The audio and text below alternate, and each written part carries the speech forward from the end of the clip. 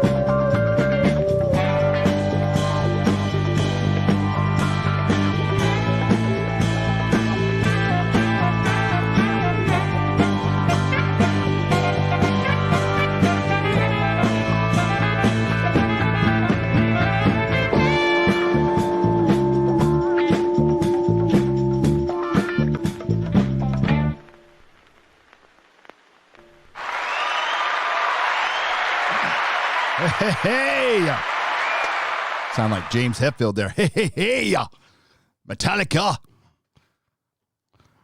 What's up, everybody? Welcome to the Nerdrotic Nooner. My name is Gary Beekler, and I come to you from Nerdrotic.com. And somewhere around San Diego right now. And we're going to talk about some things and stuff, including the giant L Hollywood just took. I'm still basking in that. That was very enjoyable, yet predictable. It was absolutely predictable. All the award shows have been failing, and no, there wasn't a lot of movies, and yes, there was the coof. I don't think that had much to do with it, to be honest with you. It was, I went back and watched some of it. Man, I'm sorry I did that. It was a complete waste of time. They did try to make it cinematic. Was it Steven Soderbergh? Ocean's 11. I love Ocean's 11. It's a great movie. But man, it was pretentious. And we live in a different world now. And I don't think Hollywood quite realizes that. We're also going to talk about LeVar Burton and cancel culture. I didn't put it in the title, but, you know, Gina made her comeback on that. I don't even know what the name of the show is, to be honest with you. Some reality show where, and that's good that had been taken down. And apparently you can find her toys now in Walmart. I saw that Umbrella Guy found one. I think Clownfish TV found one. They're out there in the wild. I think they're just trying to get rid of them at this point. We also have some House of the Dragon. Not that anybody gives a crap about Game of Thrones, and that's the whole point. But they have started filming House of the Dragon, and we got set photos of Matt Smith. That's right. Playing a Targaryen, a rather badass Targaryen. But are you going to give a crap? I'm going to tell you a little bit about the story. It's from, out of all of the A Song of Ice and Fire books, the history books, Fire and Blood is the worst. And that's what it's based on. And I'm just going to remind everyone like what that book did to the series, both television and book series. So as you're watching this, just keep this certain thing in mind that we're going to get to. But first, let's see who's here. We're going to talk about some other stuff too. Maybe some California stuff or whatever you want to talk about. And some Falcon and Winter Soldier. I'm sure. I'm working on the review right now. It should be out tomorrow morning. Along with, I think Friday morning or Saturday. I'm pretty sure it's Friday morning is going to be my super cut, super chat square up. That's finally going to come out. Oh, did I forget to turn on the mic? I thought I did. Yeah, I turned on the mic. Are you guys not hearing it?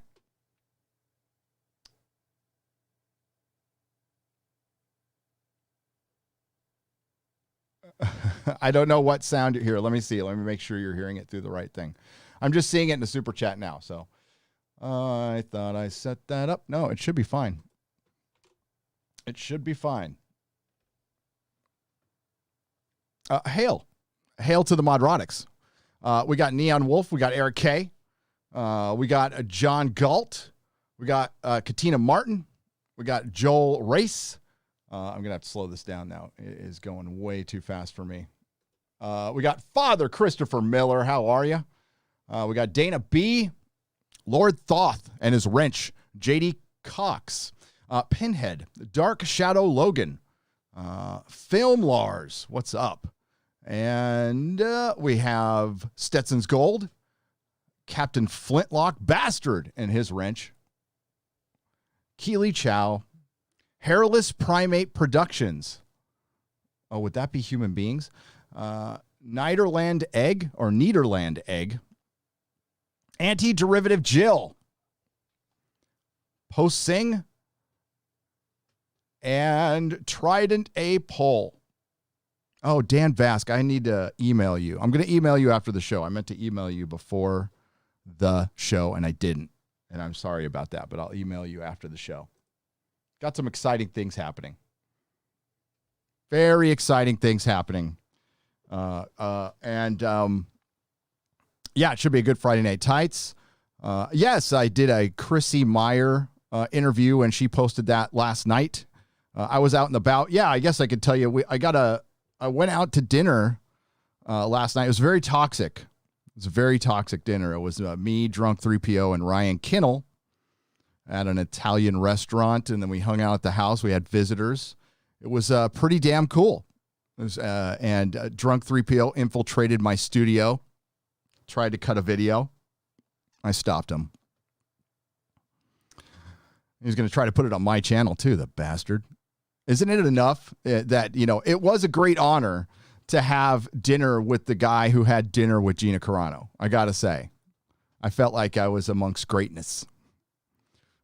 Hail Gina Carano, by the way. Hail Gina Carano. But yeah, it was a good time. We had a good time hanging out, talking about things that we can't talk about here. Ever. So, as people roll in, let's take a look at our first article. And should we hit the Tim Pool thing? I don't know. I mean, I probably should wait until I hear Tim's words on this and see if there's like a tongue firmly planted in cheek.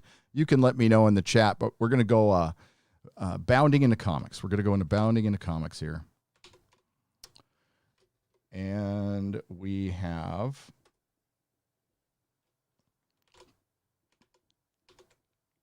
Now, I don't know if this was stated... Well, let's go over the article, because I don't know if he stated this before he saw the end of the series. It was prior to episode 6, but it was pretty woke before it hit that.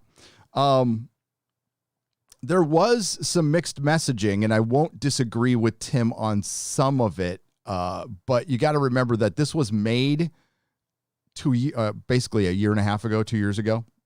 So it wasn't made with today in mind. And that's why you don't want to pull things from the headlines, because it dates your material, especially when your material is delayed. So we got Tim Pool explains, and I've got nothing, Tim Pool can have his opinion. Absolutely. And I'm sure we disagree on a lot of stuff, and that's fine. That's okay to do. Tim Pool explains why he thinks Disney's The Falcon and the Winter Soldier is anti-woke. YouTuber Tim Pool recently claimed that we already read that one, John. Pool posted on Twitter, "The Falcon and the Winter Soldier is anti-woke, and woke leftists are pissed." He added, they now realize it's a show about a black man beating Antifa with the American flag. If he actually beat them, but he didn't. He refused to fight them, and he agreed with their cause.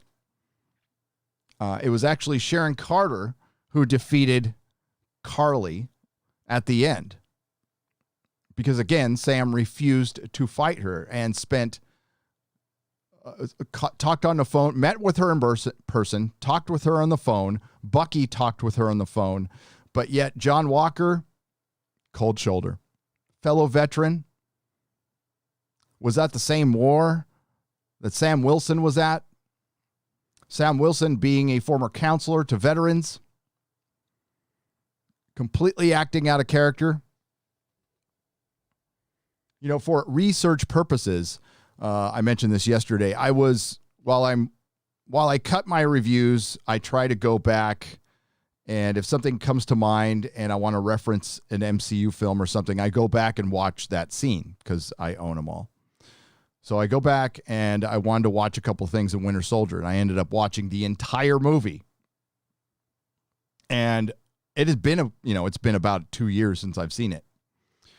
And, I've seen it 5 times. It's the best MCU film, right up there with Guardians of the Galaxy. I both think they're the best, obviously. And wow, how's the MCU fallen? It is night and day. And tonight's winning number, What the hell? 43. Yes! Yeah. Fucking, why did I say Tim? I meant to say John. And your fucking ads. Don't do that shit, right? Because see, now I can't go to your freaking website if you got playing ads like that, dude. No fucking way. Now I can't get an ad blocker too because it'll mess with my streaming. Not until I get my new streaming software, which I'm going to get. So we'll just read the. I'll have to go back and get rid of all those ads. Give me just a second. Jesus Christ, bounding. That is some annoying shit.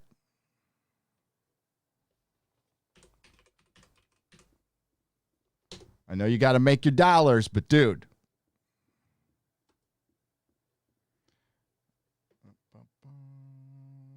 Get rid of that. And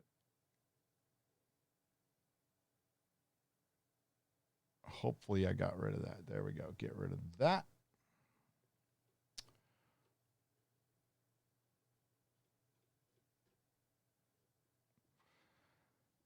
Yeah. Unsolicited advice. Don't do that.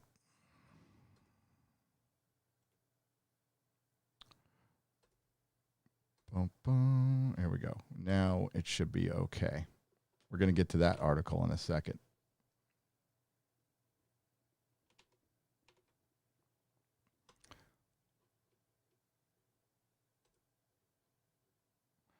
All right. Apologies for the interruption. All right. So here's the tweet from Tim. The Falcon and the Winter Soldier is anti-woke and woke leftists are pissed. And then it says, yet another example of the MCU's antagonists who would be heroes if not for their bloodlust. The Flag Smashers also carried with them the aesthetics and evocation of Antifa. Never mind that Antifa and the Flag Smashers have little in common outside of the preference for black clothing. In Falcon and Winter Soldier, they looked and behaved exactly like the kind of imaginary anarchists Fox News uses to scare racist geriatrics. So there's some age, calling out racism by using ageism. Fantastic. The logic of some of these twats. For one, it's not good to use Twitter as an example of pretty much anything. I don't know. I can't see who this account belongs to that he's sharing. It's probably anonymous. So yes, they were trying to evoke Antifa, and they have a lot in common. They blew up buildings. They killed innocent people. I think there's a lot in common there. Just my personal opinion. And they also have no clue what they actually want. So I think they're really pretty damn close. The Flag Smashers wanted free stuff, basically, and they wanted to continue to get their free stuff. And when their free stuff was taken away because the people who it belonged to came back, they had a problem with it. So they wanted to kill people. Now, their ultimate goal was to stop a vote and to bring the world back to where it was prior to the blip with an extra few billion people on the planet, a couple billion. We don't know what the population of the fake Marvel Cinematic Universe Earth is. But this is why you should, stick to, Hydra and stuff. And yes, the Flag Smasher is from the comic books, but not little Carly, who was almost the exact same villain as she was in Solo. But again, Sam did not defeat her. Sam gave up and let a woman shoot another woman, because we can't have men fighting women, but they insist on having women as villains, as supervillains with superpowers, who somehow can go toe-to-toe with Bucky and Sam, both military trained, Bucky's older than everyone. Bucky is the most powerful superhero in this show. And not just based on his powers. It's also based on his training and his age. He's wiser than everyone else, especially if he was fully aware of everything he did when he was being mind controlled.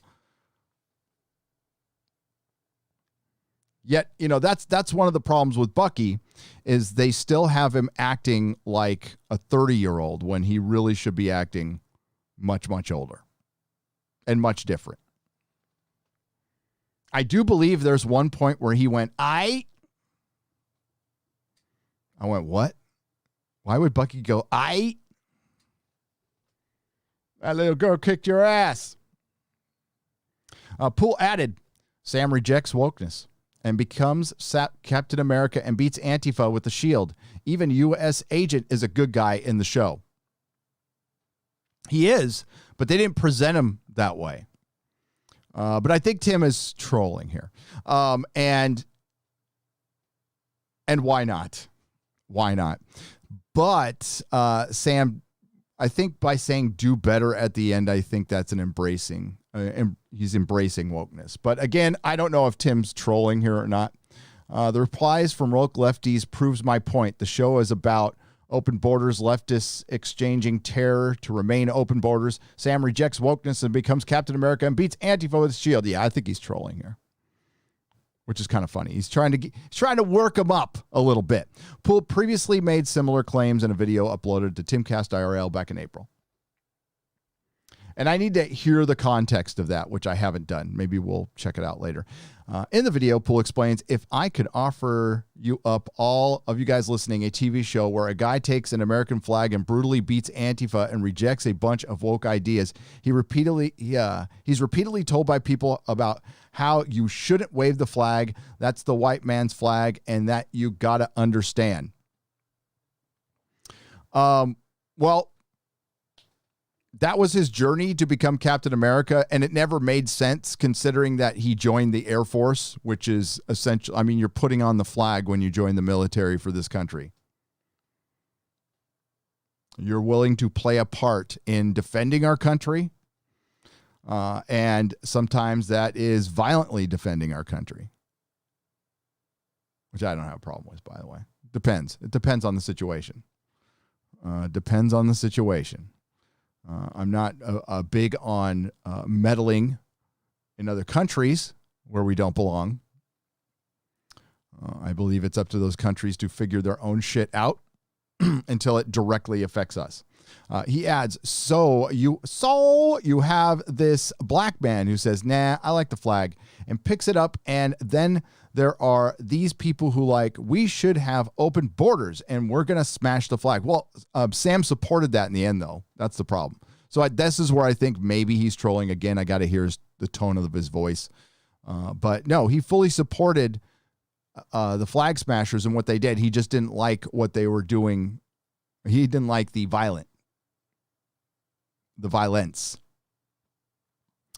So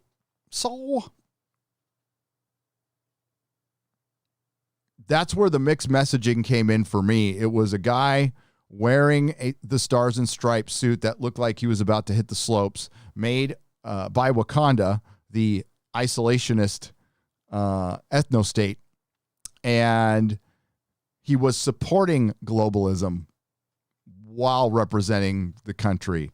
It was a mixed message, for sure.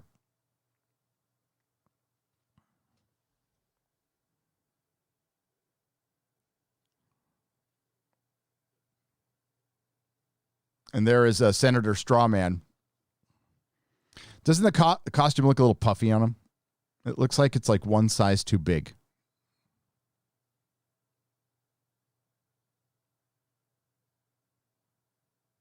Definitely one size too big. And yeah, a fuller mask maybe? I don't know. There's a lot of white in that costume. Just pointing that out.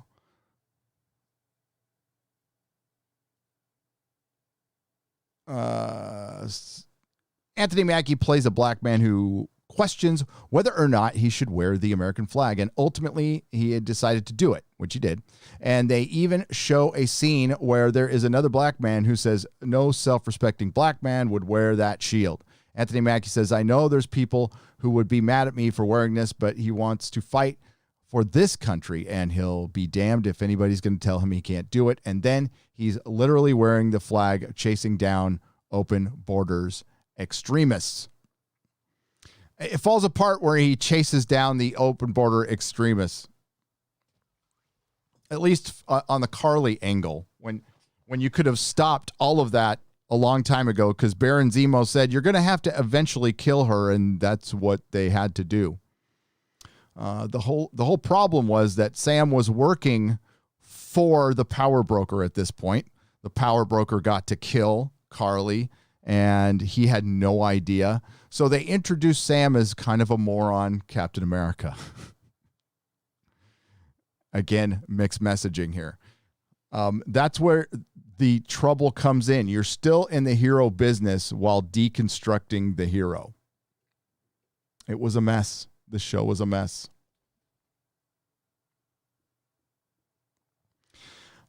But yeah, I would.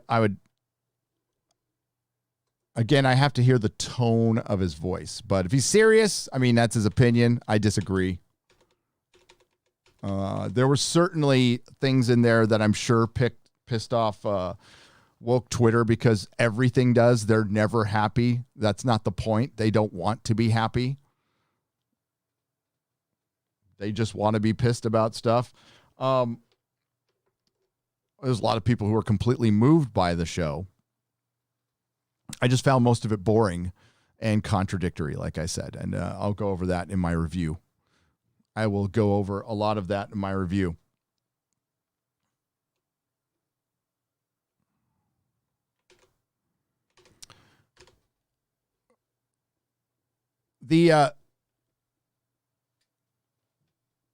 I think the absolute rejection of the Oscars is something that Hollywood, I don't know if they're going to come to terms with it or not. We've given them these messages before. This was a pretty big one, though.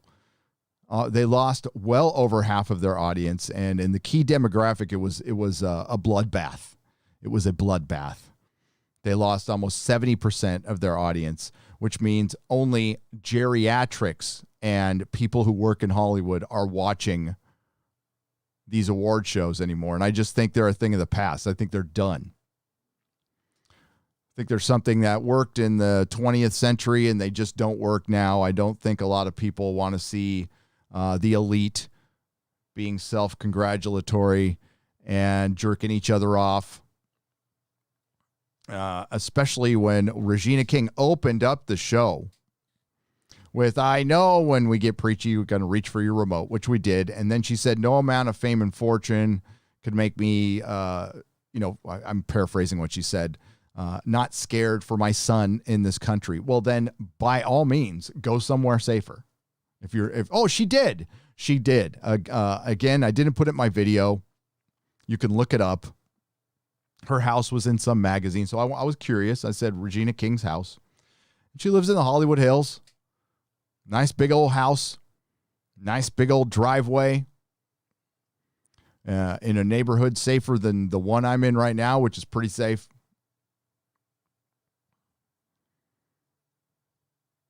But you know what? I share her concerns because I wouldn't let my kid walk around the streets of San Francisco, the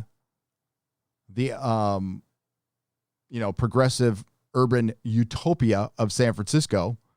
There's no way in hell I wouldn't want my adult kid who's 6'3" walk around the streets of San Francisco at night alone.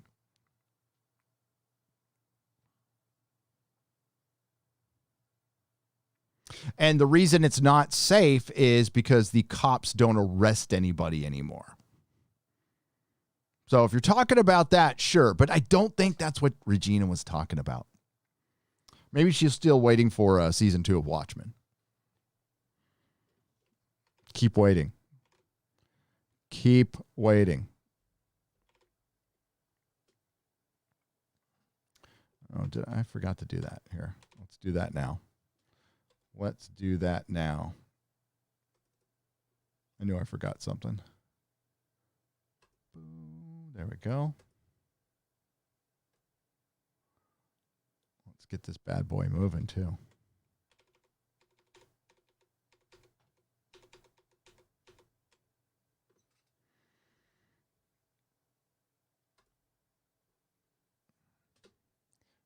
Does that work? All right.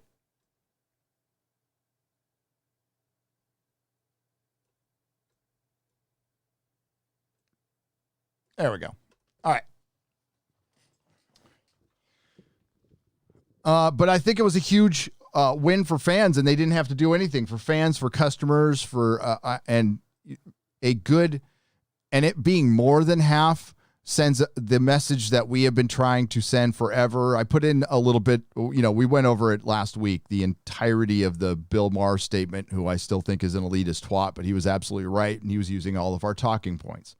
That, we just wanted our escapism back. That's all we wanted. We didn't want politics put into certain things.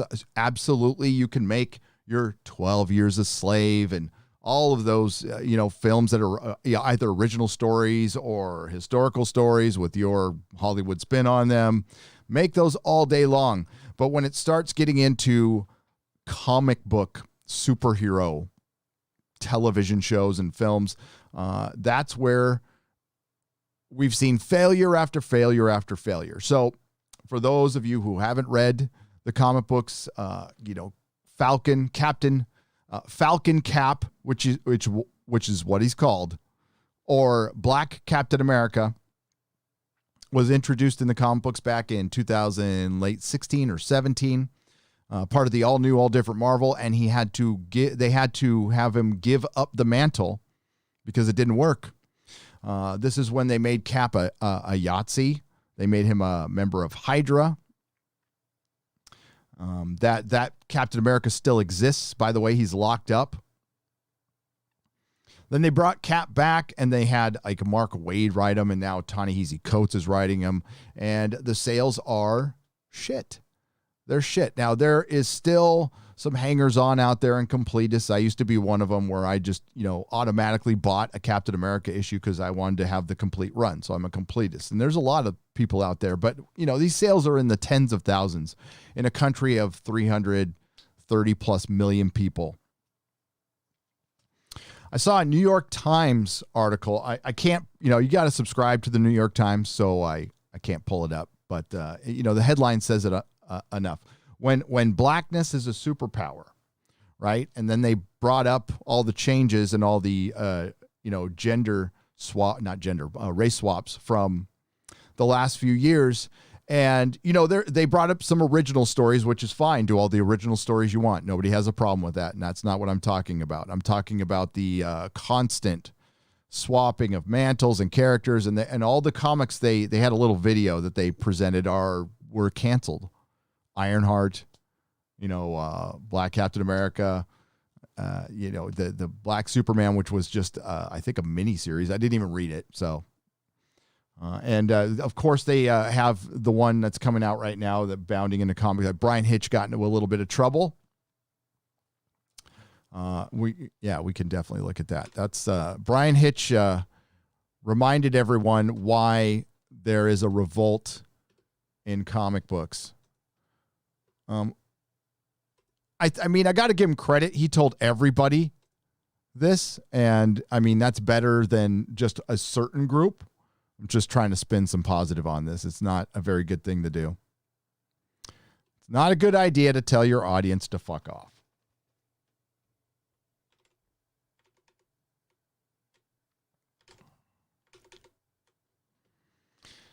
DC comic artist Brian Hitch responds to criticism of Infinite Frontier #1 variant cover by telling fans to fuck off.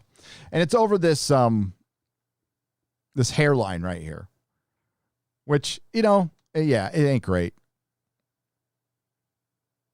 But it's just Twitter giving you shit, dude. Like, see, that's a little better, right? And Hitch is a good artist. He's fucking slow. He was the artist for the Ultimates, which was a great comic series at one time. So Calvin Ellis is the Superman of Earth 23. He did a variant cover.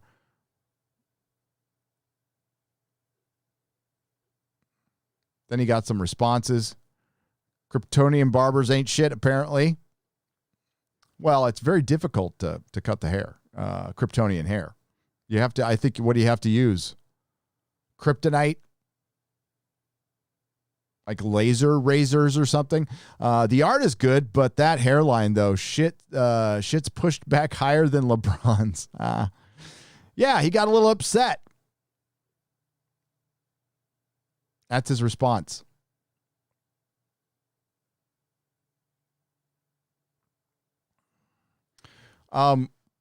Guys, gals who are still working for DC and Marvel, well, I mean, I could give a shit right now. And honestly, I've never heard anything out of Brian Hitch before this. I don't think he's ever been out there yammering on about politics and stuff. Maybe he just had a bad day. But yeah, this is the kind of stuff that would just piss me off. As a comic shop owner, I remember seeing Gail Simone mix it up with fans all the time. And I did have people come in and cancel her title because they couldn't stand her act on Twitter. And this was way back in the early days, 2010, 2011. And they also noticed her books started coming out slower and slower. Infinite Frontier. I don't know. That is not an inspiring cover. I'm looking up at Darkseid's crotch. What has happened to comic art? Like even Hitch's stuff. I mean, you're pulled in tight on this picture. Okay, so that's almost not fair, but it doesn't look that great. He's done much better work. I mean, it's not bad, size, proportion looks pretty good. Let me see. How are those arms a little long? It looks all right. But way to take something iconic and just mute it. Like the S as a yellow S on red looks terrible. And the shadow. There's just way too much on. I mean, got to ask yourself, Hitch, what would Bolin do?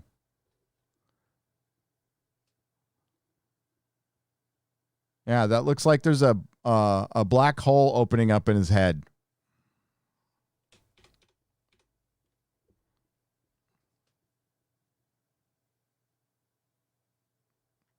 Yeah, don't tell your fans to fuck off.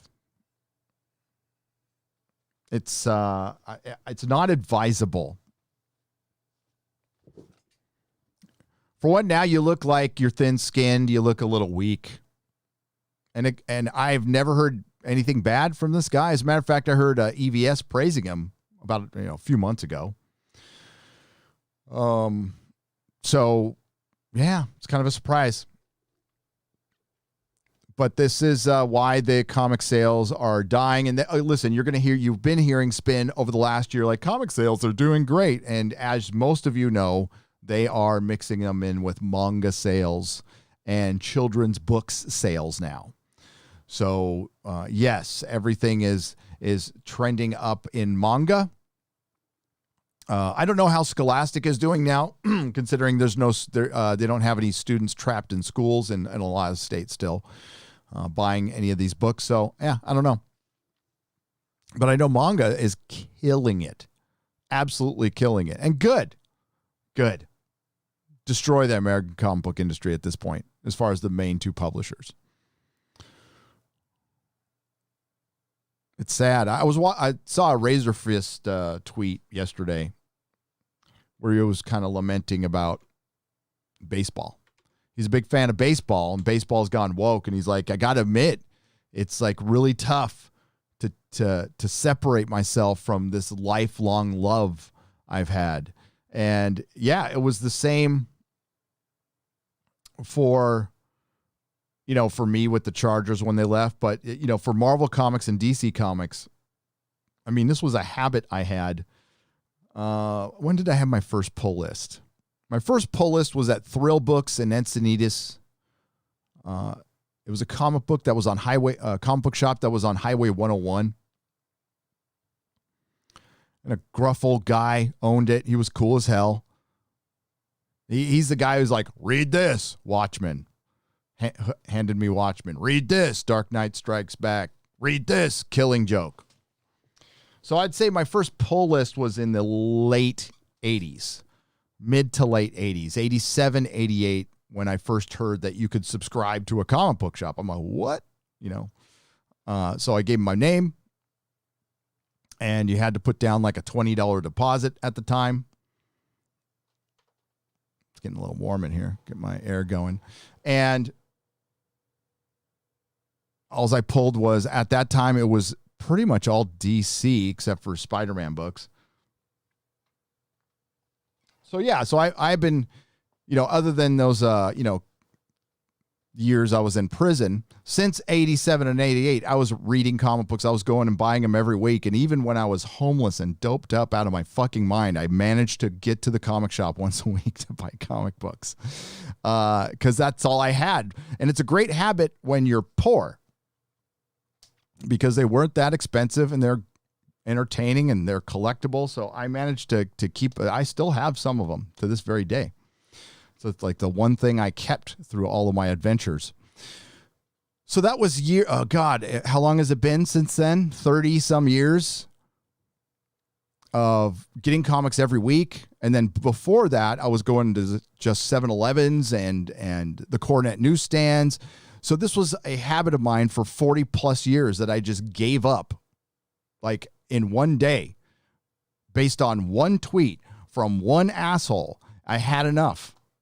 After years and years of seeing all the battling between early Comicsgate days and the creators, the vilifying of Zach, to the point where they were getting Facebook groups and wanted to attack the guy. And that stuff is certainly, it's bled into film and everything else. And, yours truly, I guess, I didn't even notice this, got I would call it a death threat.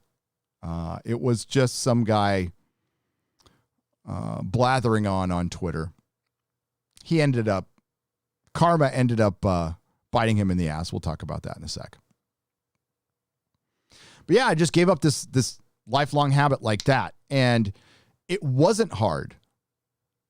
I feel bad for Razor Fist, but it wasn't hard. It was really easy, and it shouldn't have been. It should not have been easy to give up my lifelong passion. But it was Tom King. Tom King tried to cancel Jay Lee. Woke up one morning, decided to cancel him because he did a cover for an artist that Tom King didn't like. And it just so happens Jay Lee was on his way down here to San Diego from LA to bury his dog that died. And he found out that his livelihood, his career might be in jeopardy because some douchebag, Jay Lee is an Asian man, by the way. Not that it matters, but stop the Asian hate. Tom King decided to wake up one morning and perpetuate the Asian hate and tried to cancel this guy because he took a job, because somebody said, hey, will you do a cover for me for money? And he said, yes, I would like your money, sir. I will draw a cover for you because I am in the business of drawing things to make money. Tom King is a punk who used to work for the CIA, which explains a lot that's wrong with this country, hiring shitheads like that. And Tom King, there was a lot of clapback on Tom King, rightfully so. But that was it. Az and I were talking about it, and we were just like, fuck this. We're done. Not giving these people money anymore. And now it's starting to hurt them. And good. And I'm sure a lot of them would love, especially the writers, would love to go over and start writing for manga. Yeah, not going to fucking happen. And then eventually Tom King got fired from Jack Kirby's Fourth World. Is that what they were calling it? Oh, New Gods. It was New Gods. They were calling it New Gods. I don't know why I was thinking Fourth World. So he got fired from the New Gods. Him and Ava DuVernay or Duvarnish or whatever her name is. And I wasn't sorry to see that. Again, a little small victory. Now, Marvel's movie, by the way, I don't know which came first. I don't know if DC came out and said, we're going to do a Jack Kirby film directed by, Ava DuVernay. And then Kevin Feige says we're going to do an Eternals Jack Kirby film directed by Chloe Zhao. It is kind of funny that the rivalry between the two has bled into the films at this point. Unfortunately, the rivalry in the comic books led to great comic books. We would have a little while where Marvel was being groundbreaking, like we were talking about it yesterday. The early 80s. Marvel was just killing it in the early 80s. So DC had to get their shit together. So they did Crisis. Batman Year One brought Frank Miller over. He did Ronin as a graphic novel. The graphic novels started coming in, and then we had this brilliant era of DC. And it was going back and forth. And now they're just trying to outwoke each other. And now they're trying to outwoke each other in the films. I hope Chloe Zhao is the best choice for a Jack Kirby movie. I would think that if you're going to take on something Jack Kirby, at least have a working knowledge of what he meant to comic books.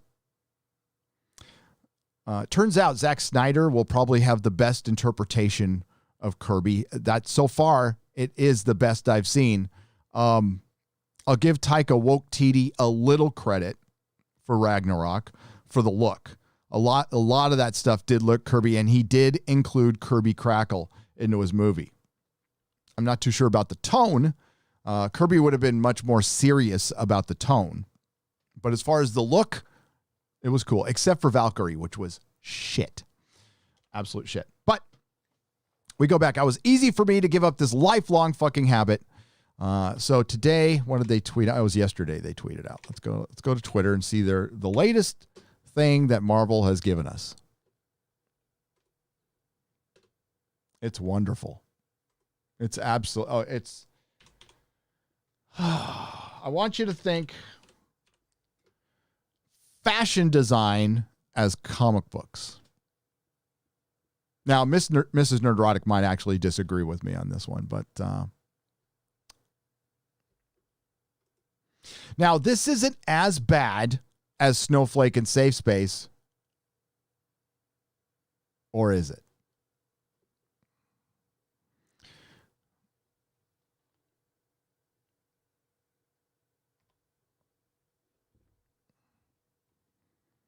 Apparently, there's going to be an X-Men gala. An X-Men gala. Where's the one from yesterday?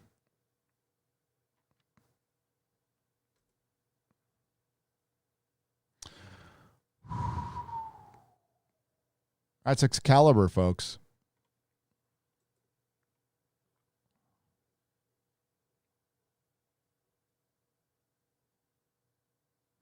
Oh, no, we're going to have to talk about this.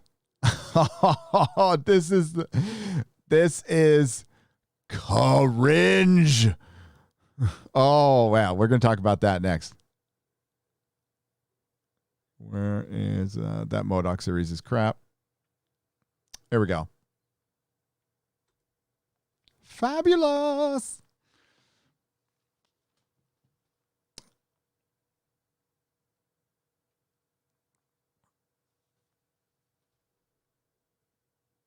It's the Hellfire Gala. I'm not I have no idea what the context is, but I'm not missing Marvel Comics. I'm not worried at all. There would have been a time if, when I opened up my comic shop, I would have been very worried that, man, what am I going to do about this new release conundrum? That I'm going to have to sell new comics from DC and Marvel. I don't have to worry about that anymore because I have seen many working models, functioning comic stores that don't sell new releases. They're actually doing pretty damn well. You know what? I'm going to go so far as I'm not going to sell pop vinyls either.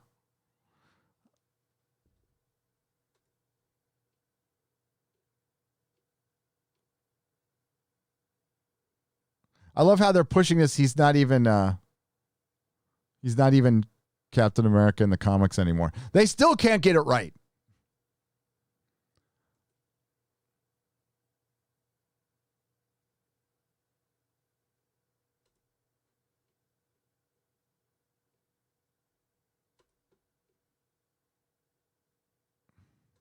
Yeah, here's Samedi. Here's Peter Samedi. Hey, Peter. What's up, buddy?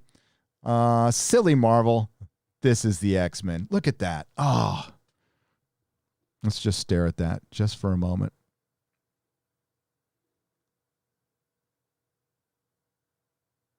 Is that our Adams? Yes, that's our Adams. Fuck, that's tight.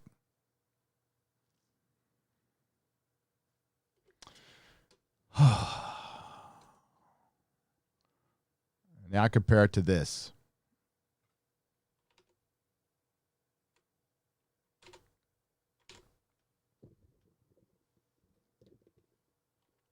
R.I.P. Marvel. I mean, what the hell is going on here? They look like they're going to go to, I'm going to sound dated as hell, like a rave. They're going to drop some E, listen to some fucking techno.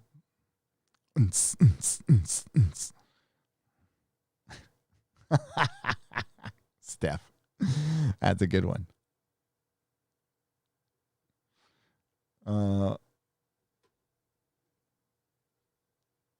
Yeah, it's not looking good, folks. Does that make you want to run back to the comic shop? Go fire up your subscription. Get your weekly funny books. I used to love Wednesday. You know, when I started my store on Wednesday, I'd lucky if I was lucky if I got 10 people. And I was scared to death. I took on the store. I was happy. And then this real sobering thought hit me as oh shit, I have to actually work and make this happen. And I've never run a business before. So the first thing I did was I called somebody. I called somebody, got this little small business for dummies book that I read at the store and didn't even finish. And called some people and how do you do this? And through hard work and determination and a lot of support, from my great customers, it worked. And then we had a line of people on Wednesday. It would be insanity, absolute insanity. From open to close, the store was packed with people, lines outside the door, books selling out in the first hour, and I triple the orders, and it's still I just couldn't keep up with it because comics were good. They were not filled with a bunch of identity politics here and there, but dude, it was just about telling a story. And now look at it. I can't entirely blame Hibbs, and I haven't driven by the store since I moved to San Diego, but I would drive by the store once in a while on my way back from the gym. For a while, I couldn't even look at it for a while after I sold it, but then it got better. And I'd drive by on a Wednesday, it'd be empty. Now, was that Hibbs or was it the books? Probably a little bit of both, but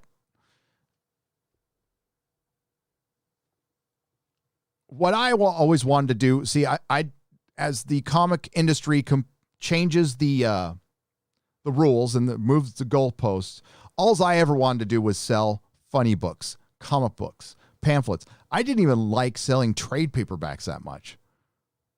I eventually stopped buying them from Diamond, and I only used a used trade policy, and it worked great.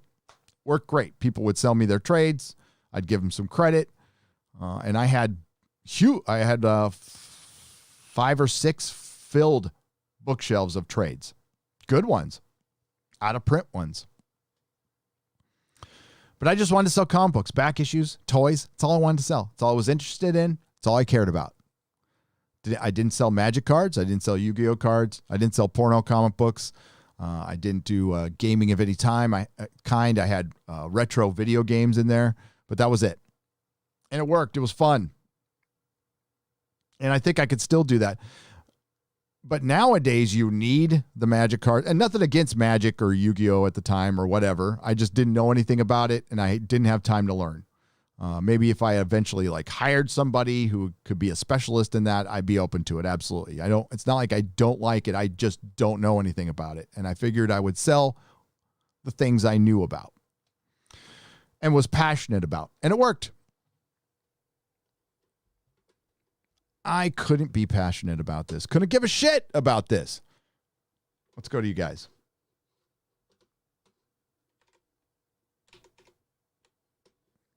Boom, boom. Look at this. We got the super chats back up.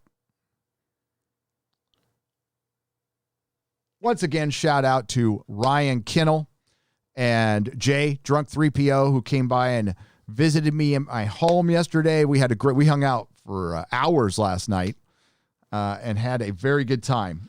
So it was nice meeting Jay in person. Very tall fellow and a very nice fellow. Very good, a good guy. So subscribe to both their channels. They're both great guys. What do we got here? Let's go. I see WG there. WG. I don't know why it's not pulling up, but I can read it right here. Oh shit. We got $100 from WG. He says, Gary, burrito fund. Enjoy. That's gonna buy a lot of burritos there. WG. I mean, burritos are only like $5. I'll get a carne asada burrito today. My stomach's growling already. There it is. You can see it now. Those new costumes look like they're going to Hogwarts Ball, right? Except Hogwarts it actually makes Hogwarts look cooler. Red Lion for $10 Australian dollars. Thank you very much. Thank you, WG, for the $100 once again. Rock, brother. You rock. Now that Drunk 3PO left, did you have to fumigate? No, but my action figures still won't talk to me, and a couple of them were crying in the corner. Hopefully by tomorrow I'll have them calm down a little bit, and they'll tell me, show me where the Drunk 3PO touched you. That's what I'm going to be asking. Welcome to the Jaloja level. How do I say this?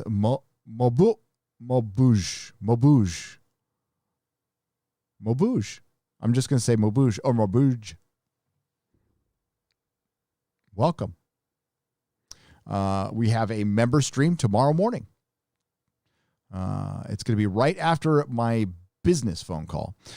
Miro Cage for 250 RSDs. I don't know what an RSD is. I don't. We'll just say a foreign peso of some kind. Hi, Gary. I start watching the stream, and I was like, man, Gary forgot to turn on his mic. Then I noticed the volume is down on my phone, Boomer. It's okay. I forget to turn on my mic. I would rather you tell me than not. Shark dentures for $2. How do you fail with a captive audience? Go woke. That's exactly it. All of their excuses die with, we don't have a lot to do, but Hollywood is watered down now, and what should be absolutely a Renaissance period isn't. Now, there are many out there, and I listen to them. I listen because I listen to my audience. There are many out there who are saying, hey, there's some great indie films. But there's so much shit. You have to take time to find them. Hopefully these indie films find a place to go. I would recommend YouTube. Don't put yourself behind a paywall right away, or find a way. You could monetize it through ads or something. I don't know. Be creative. But, putting up an indie film and then burying it on Amazon where, only like film buffs are going to go and look for it, that's not going to work. It's not going to work. So somehow, and I don't have an answer for this, we got to find a way. And yeah, like if any of you see some brilliant indie film, like, let me know. I'd love to see it. There is still good out there. I loved the end of Drinker's video on the Oscars. Drinker's a great fucking YouTuber. And what he said at the end was, the reason we're still talking about this, the reason we're still doing this is because Hollywood made some great shit for a long time. And alls we've ever asked is to listen. But usually with the insecure, they end up not listening. They want to blame you for their problems when we're just pointing out stuff. Sure, some of the criticism is ugly, but the vast majority of the criticism is constructive, very constructive. We tell you exactly why we don't like the stuff. And I thought it was interesting that on, I was looking at TV series finale. That's where I look up my the TV ratings. Susan Layton found that for me from 1428 Elm. And that gives you up-to-date ratings on shows. They had a poll for all the viewers, and they said, what's your number one show? And it was Superman and Lois. Superman and Lois, as voted on by viewers on TV series finale, is the number one show. Why is that? Well, it's good. Why is it good? Isn't filled with identity politics. Isn't filled with divisive politics. It's just a damn normal TV show. I would say in 2015, it would be your average show. But you put it in the context of 2021, and it's amazing. Stop listening to the Access Media, which is basically your employees, because they're telling you what you want to hear, Hollywood, or not.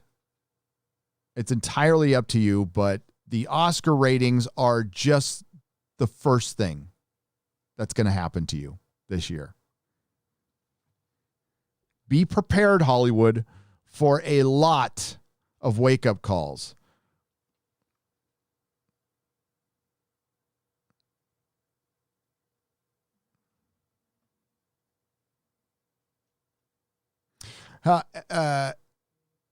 Piano Dean. Hey, Gary, check out my Piano Dean version of your theme song. I mailed you the link. Hail. Oh, we will check it out before the show's end, my friend. Thank you for the $5. Thanks for doing that. That is cool as hell. I love it. Hang on a second. Hey, Gary, I enjoyed your interview on Chrissy Meyer, says Dances with Dogs for $2. I enjoyed it too. Chrissy's great. We're going to have her back on Friday Night Tights soon. She's funny as hell. Cool beans, that one. Miro Cage, welcome to the Jaloja level. I appreciate it. We have a member stream tomorrow, which you can join. So my member streams, yes, they're you got to become a member, and you have to be Jaloja and higher.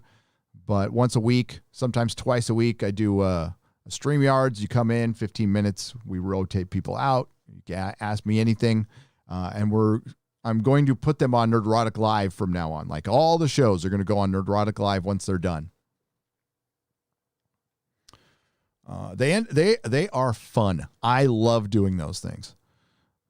Olaf Van S for £2. Gary, check your lighting. Bright and colors right.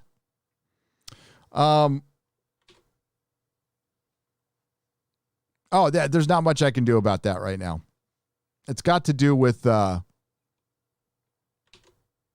still got to get my 3-point lighting, but you're talking about the blinking on my video game? Yeah, I can't do anything about that right now.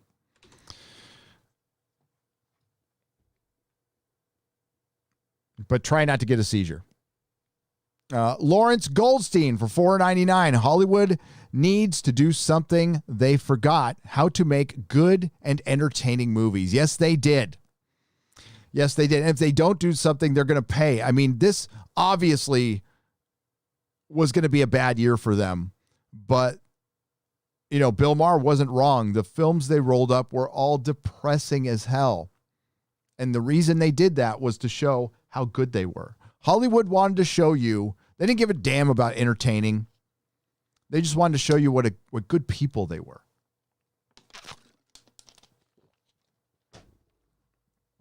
And aren't they good? They're so good. The Disney production on the Disney Network gave a Disney movie Best Picture and an animated Disney picture Best Picture. And then they forgot to do the one obvious thing is give Chadwick Boseman an Academy Award at the end. And they wouldn't let Anthony Hopkins. He wanted to do a speech. They wouldn't let him. Nicholas Horton for £10. Hail, Gary. Finally bought my car doing action, except it's a Lego minifigure, and HBO is so desperate trying to win back Game of Thrones fans after they fucked up season 8. Yes, they are absolutely desperate because Game of Thrones was a cash cow. It was making so much money for them, and it's making none. So they're hoping against hope, and we'll talk about it in a second. But it's House of the Dragon, it's Fire and Blood that fucked up Game of Thrones and Winds of Winter and A Dream of Spring. Falcon and the woke Soiger, all hail all. Love the show and glad Doomcock sent me to you. We must keep fighting the good fight always. Well, thank you, Doomcock. Thank you, Brandon, for the $5. I appreciate that. And thank you, Nicholas Horton, for $10.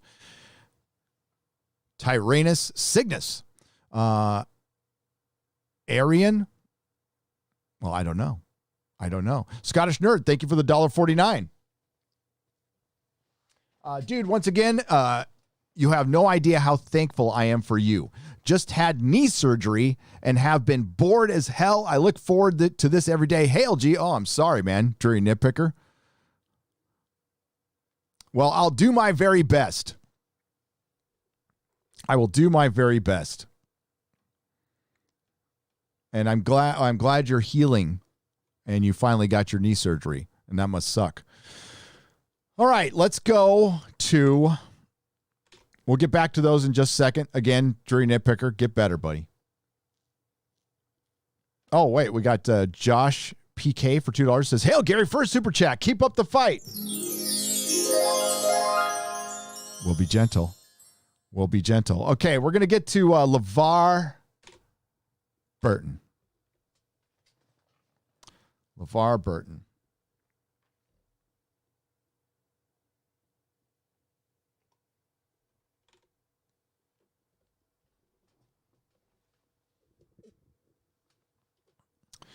And his support of cancel culture. Talked about this a little bit yesterday.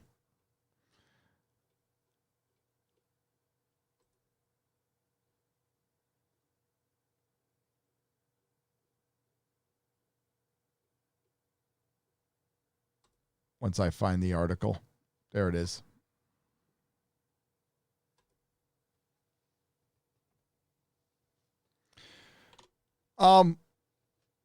Am I surprised we got a take like this from LaVar Burton? No, I'm not. Do I think LaVar Burton knows anything about the cancel culture that goes on Twitter? Probably not.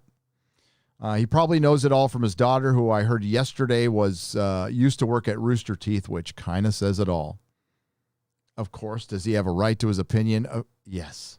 But this opinion is dangerous because you are supporting the mob rules. But I'm not surprised. Star Trek supports this. Star Trek supports this every day. Star Trek, well, you guys don't know. is how much, I mean, I don't know now. Because of the coof, I haven't talked to some people in a while, and I haven't really checked back in on Star Trek much because it's just gotten so lame.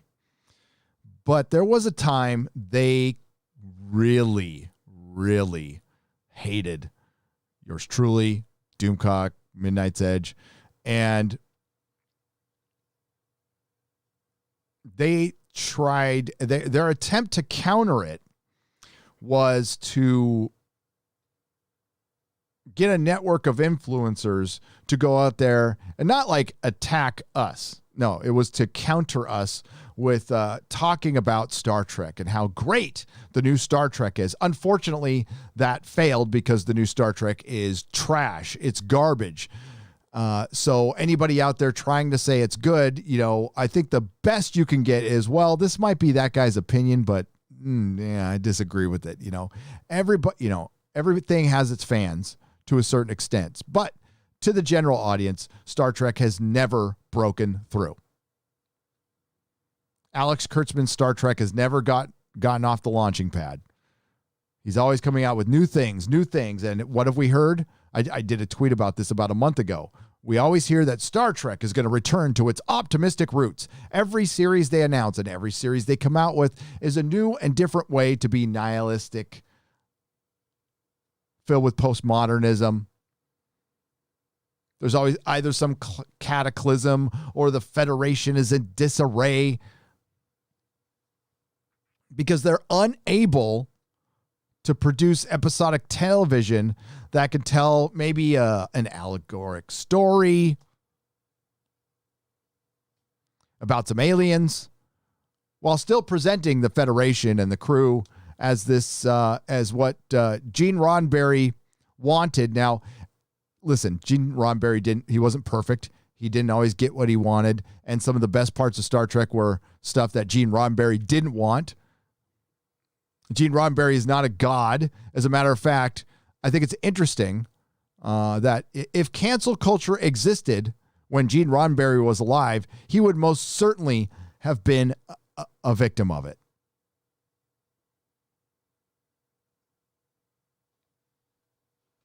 Gene Roddenberry would have been Me Too'd out of existence, and we maybe wouldn't have a Star Trek.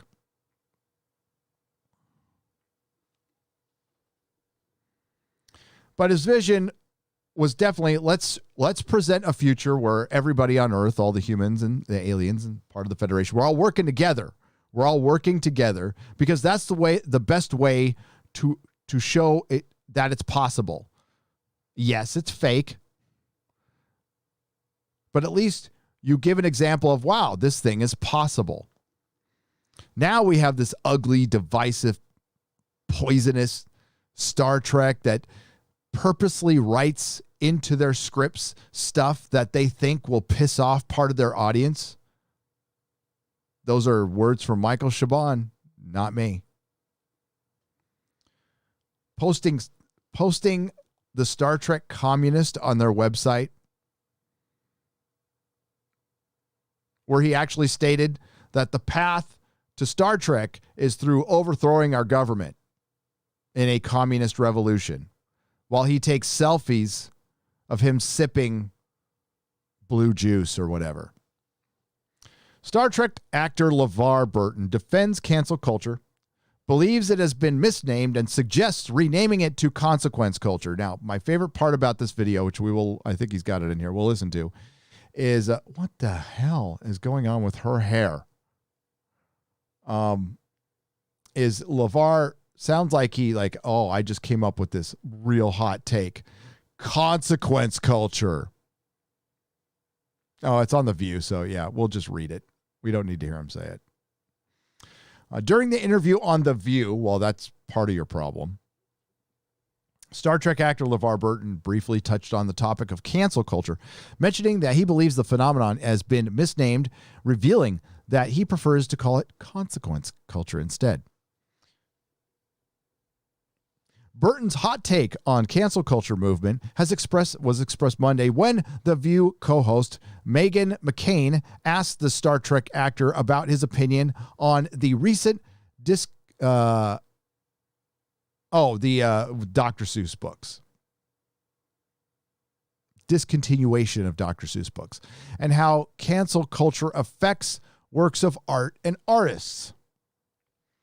McCain said, we have talked on the show about the decision by the Dr. Seuss estate to discontinue 6 of the books that feature racist imagery. What do you think of that controversial decision? Blah, blah, blah. He says, interesting, because I just, for the Seuss Foundation, did a voiceover for a video that they have put together to remind us that Dr. Seuss is more than simply a company that's decided to put up a couple of books on a shelf to take them out of that rotation.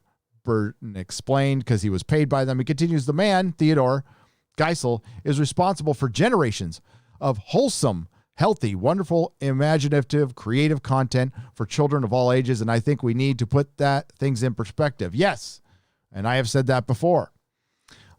Here's where things get spicier, as Burton openly admits that cancel culture is a term that he calls a misnomer and defends it, that the movement... and revealing that consequence culture is the term that people should be using in its stead.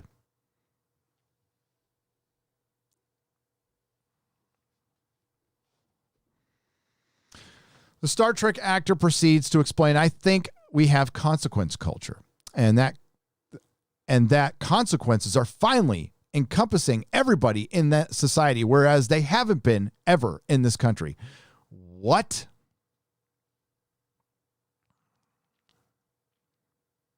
I need a further explanation of how ever. You need to explain ever.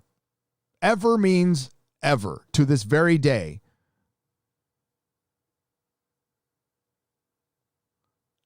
I think there are good signs that are happening in the culture right now. I think it has everything to do with new awareness on people who simply unaware of the real nature of life in this country for people who have been othered since the nation began.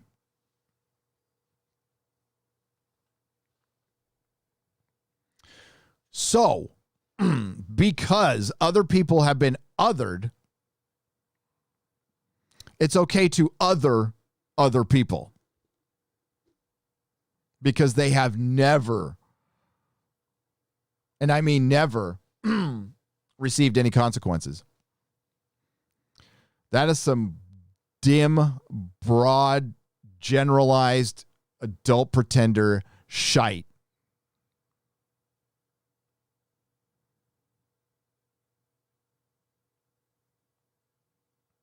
Now, cancel culture is a broad term in it of itself. We're talking about Dr. Seuss books here. Dr. Seuss decided to cancel itself, the foundation. Instead of maybe just discussing, hey, this is the way things were back then. And just because this is the way the things were back then, it doesn't mean that person was evil. Context, empathy. And what you do is you let the wolf in the door. So once you start doing this, you're going to start doing it for more. Guess what, Lavar Burton? What if they start getting rid of Star Trek episodes? What if there's something problematic in a Star Trek episode? You might think, that could never happen. Well, I can think of one Next Generation episode that they'll probably get rid of. And you never know. Because you let the wolf in the door. Instead of being adults about this. As far as cancel culture, as it pertains to like Gina Carano and others who are othered for their political beliefs. Well, that's without you making a distinction, that's what you just supported. And Disney supported it too. I'm sure these corporations they're going to love it until it affects them directly. And it will. It will come for them eventually. I guess that's the only thing. I personally, I don't want to see that. I don't want to see the destruction of everything because cancel culture is It's like in the Longoliers, those little things that ate reality. That's what cancel culture is. Stephen King's The Longoliers. It's gonna eventually take everything down. This is what happens when adult pretenders go off script. You know, do I think LeVar Burton is an evil guy? No, I think he's been a rich man for a long time. Or we'll say a well-off man for a long time. I can't say if he's super rich. But he's been a working actor in Hollywood for decades, since he was basically a kid.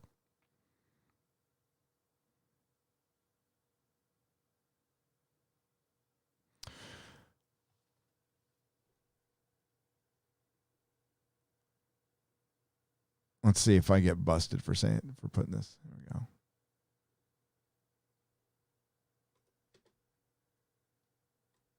Can you guys see it? Yep. All right.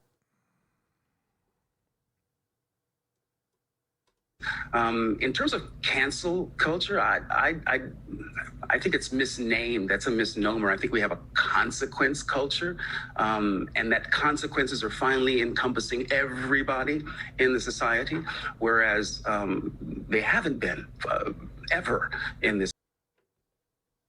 Sure, some elite, some rich people have gotten away with absolute murder, but we're not talking about them. Cancel culture isn't going after, it's going after some of your fellow actors for sure.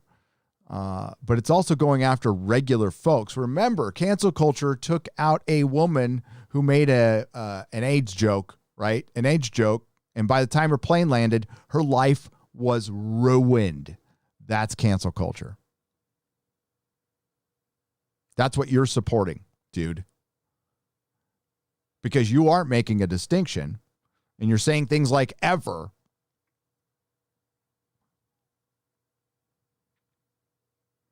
The reason I point that out is in a couple of groups, couple of rehabs I've been in.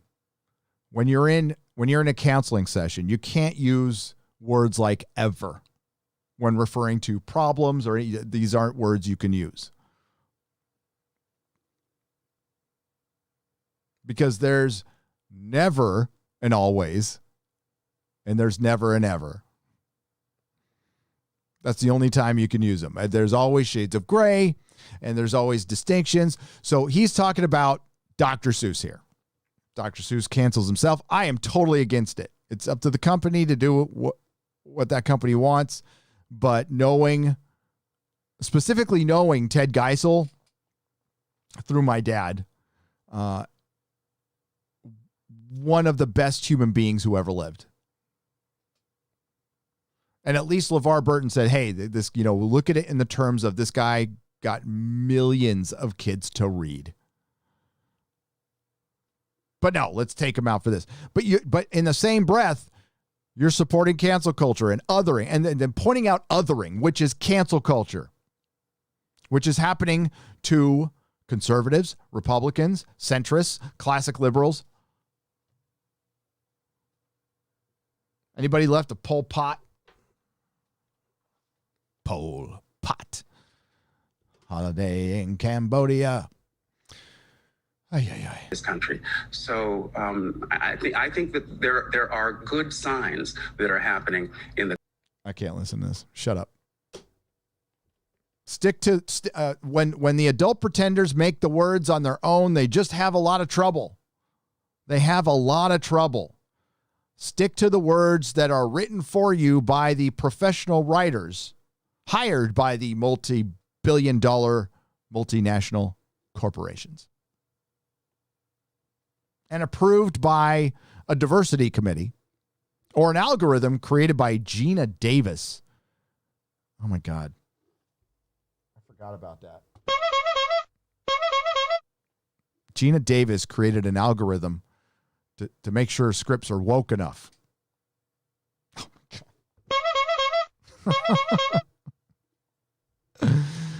Oh, shit.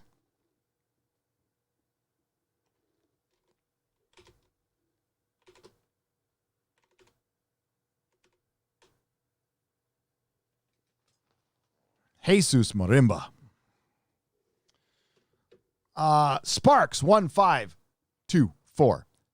The great Nerdrotic notices all nuance, nimbly knocking pathetically pretentious pretenders, pontificating ponderously on life while leading long lines of lively listeners to the promised land of loudly loosed laughter. Oh, well, thank you, Sparks. I don't know about great. I'm adequate. I'll stick with adequate, but thank you. I appreciate you. Thank you for the $20. P. Gombe for €5. Hail, Gary. How was your evening with Ryan and Jay? Was Gina that Gina whisperer? Well, we talked about drunk 3PO meeting Gina Carano for 4 hours. I'm just kidding. Only for like 2. No, it was great. It was great. Uh-oh. I just knocked down all my base cables here. Sorry. They shouldn't be by my feet anyway. It was great. He talked a little bit about Gina, but he was talking about his trip, and we talked about their trip to the San Diego Zoo. Yeah. We ate some spaghetti at an Italian restaurant that I just picked because I used to go there with my dad, and I haven't gone to this Italian restaurant in 2 decades, and it was still good. It was still good, but it was the only one I could remember. Thank you. Darius Munchausen, thank you for the popcorn. I appreciate it. Shogun Gaming, thank you for the 14 Danish krona and the phallic unicorn. And Jake D. Oh boy, Jake D for $1.49 phallic unicorn. Please check out Jake D's channel. He is an up-and-coming YouTuber, a good guy. He reviews television. He reviews film, what there is of it. Oh, man. So there was some drama that I was unaware from. And again, shout out to my Modrotic and also producer of Ocean Man, the great Problem Being, good guy, and to Noel from TARDIS Zone. I didn't know this was going on. I had no idea this was going on. I was on vacation, and quite frankly, I can only pay attention to certain things at a certain times, and my head has been in the MCU for the last 2 weeks, so I haven't really dipped in on the Doctor Who fandom for a while.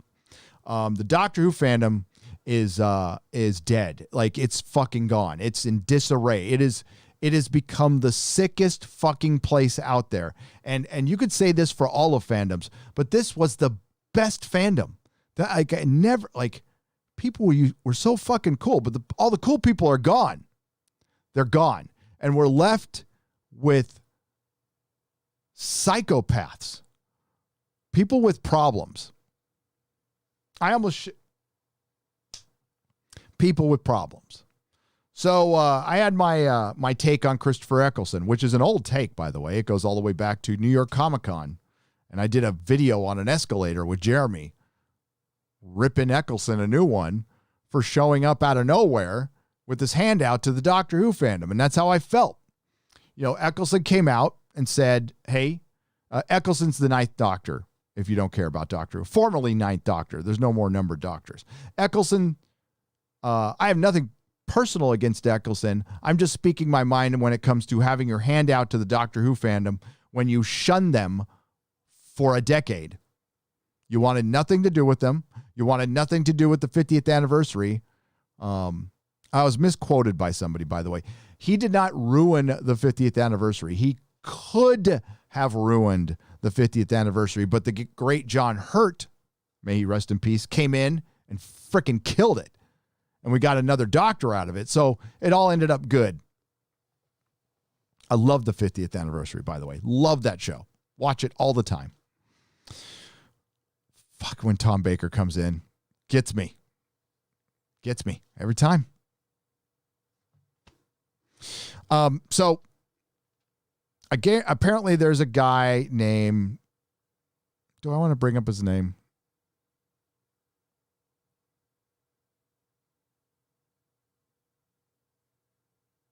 Nah, I don't want to bring up his name. He's having a hard enough time. So there's a guy who ran a Doctor Who podcast, and apparently he threatened to body me. So I had to look that up. Boomer Gary, I had to look that up. I'm like, what does that mean? Well, it means kill.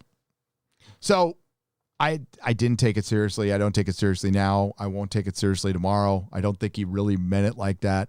But he didn't like my take on Christopher Eccleston. I repeated it that I think Christopher Eccleston is kind of full of shit. I think he's out with his hand out. And then Christopher Eccleston came out and confirmed what I said. He's all, hey, this Doctor Who thing is just a fucking job. That's the only reason I came back is I needed money and I wasn't getting, well, he didn't say this part, but he wasn't getting a lot of work. Now, he's had some mental health issues. He's had an eating disorder. He's been very public about that. I think it's great that he's public about it. I think it's great that he shows he overcomes it. And you can both that can separately be great, and you could still be kind of a dick for coming back to the fandom with your hand out. Now, if you did some free stuff or I don't know, a way to ingratiate yourself with the fans, fucking do a live stream with some of them. I don't know. I'm spitballing here. Like, he really didn't want anything to do with the Doctor Who fandom at all. Doesn't mean he's a horrible guy. He just didn't. But now, then he needs work. He comes back to Doctor Who. He's working for Big Finish. And I would be excited as hell about this if Big Finish wasn't as woke as hell. I would. I love the Ninth Doctor. I think his performance was fucking brilliant. But this guy, it doesn't matter. Takes my take. Whatever. It doesn't mean I don't watch Chris Eccleston stuff. I fucking love him. I think he's a great Ninth Doctor, and I got his hot toy up there, and and go ahead, make your money. At least he was honest about it later. At least he said, hey, this is just a gig. This is how I pay my mortgage and feed my kids. I'm like, okay, I can respect that.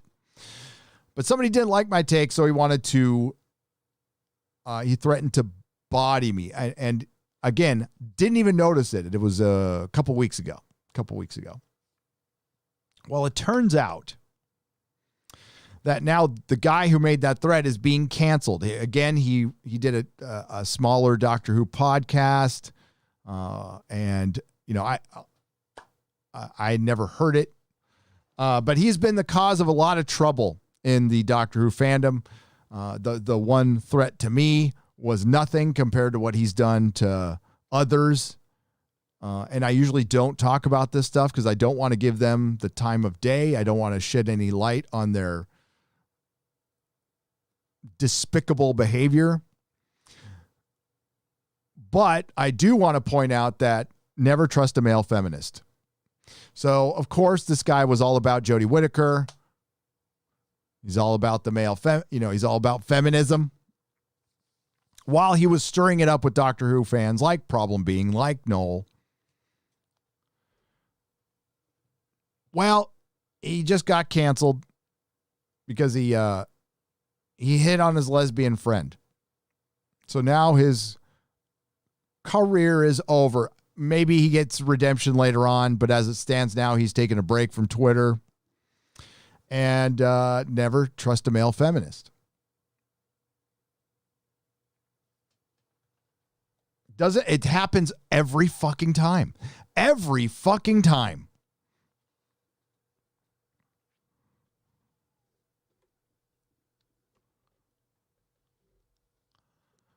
I hope the guy is, for one, I don't know how bad his, I think if you hit on somebody, I don't think you deserve to lose your job. It depends on how creepy it was, of course.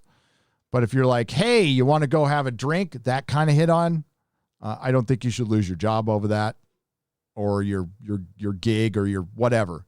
As much as I don't like you and, I still don't think you should lose your livelihood for asking a woman out on a drink or for a drink or something like that. Now, if it was like, hey, you want to have a shag? All right. Well, I don't know. It depends on how you ask. I've never come out and said that. That's not anything. That's not what I would do. I admire the direct approach a lot, but especially, yeah. But apparently he knew she was a lesbian and still asked anyway. And this is a horrible offense. But if you flip it on that, it's not for some reason. So I would say everything is a case-by-case basis. Now, if he was truly a creep, which I think some things are starting to come out, but they're unsubstantiated, so that's why I don't want to say his name. That's why I don't know, because I don't fucking know. But if it gets creepier than that, then yeah, you should go away. But too many times we're seeing people who just hit on some women at a party. And most women know how to handle this. Again, it depends on how you do it. But if it's just, hey, what do you say? I don't think it's worth losing your life over. The kind of thing LeVar Burton is supporting right now. I hope he has no skeletons in his closet. But yeah, I saw a problem being in Noel talking about this on their live stream, and yeah, I as horrid as that guy has been,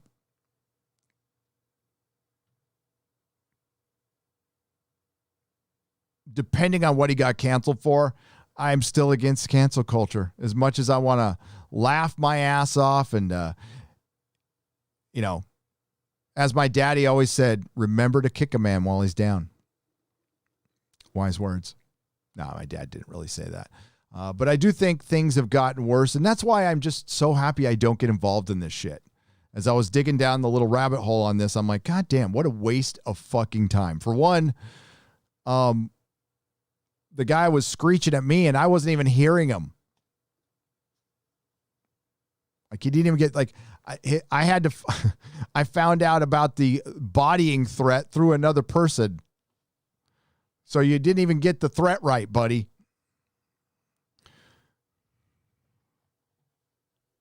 You know what? Here's an idea. Stop supporting shitty TV shows, and then maybe we'll get better TV shows, and then we won't be arguing with each other, or we can argue with each other over normal shit, like plots. But instead, you need confirmation bias. God, you need more than confirmation bias in your TV shows now. You need to see, people now need to see themselves, a perfect reflection of themselves in a TV show, and they have to have the exact right approved politics of that day. And that is a rule book that changes every fucking day.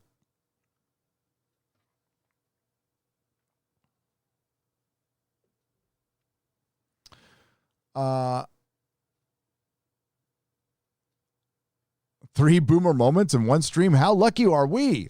Gesture of Roanoke for $2. I mean, is it technically a boomer moment? I guess I should have ad block, but ad block interferes with streaming. So I don't know, but that should be better.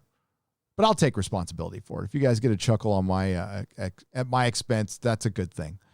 Gary cancels himself more than the SJWs do, boomer. The SJWs don't really cancel me that much, to be honest with you. I'll end up in an article here and there, but especially the rewriting Ripley one, that was hilarious. Because they like, we got this Gary guy. He says Taika Waititi wants to ruin our mythos. Nah, he actually said that. And if you actually watch my video, I'll say it again. The MCU is not about female characters. It's about how you present the female characters. It's about destroying the male characters, and it's about an agenda. If it was just simply about putting more women into Marvel movies, I don't have a single fucking problem with it, because I've been reading those comics longer than most of you assholes in Hollywood. The comics filled with women.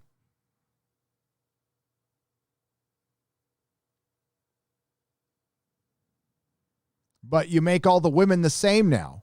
They're all insufferable, smirking little biatches. They're all Tessa Thompsons.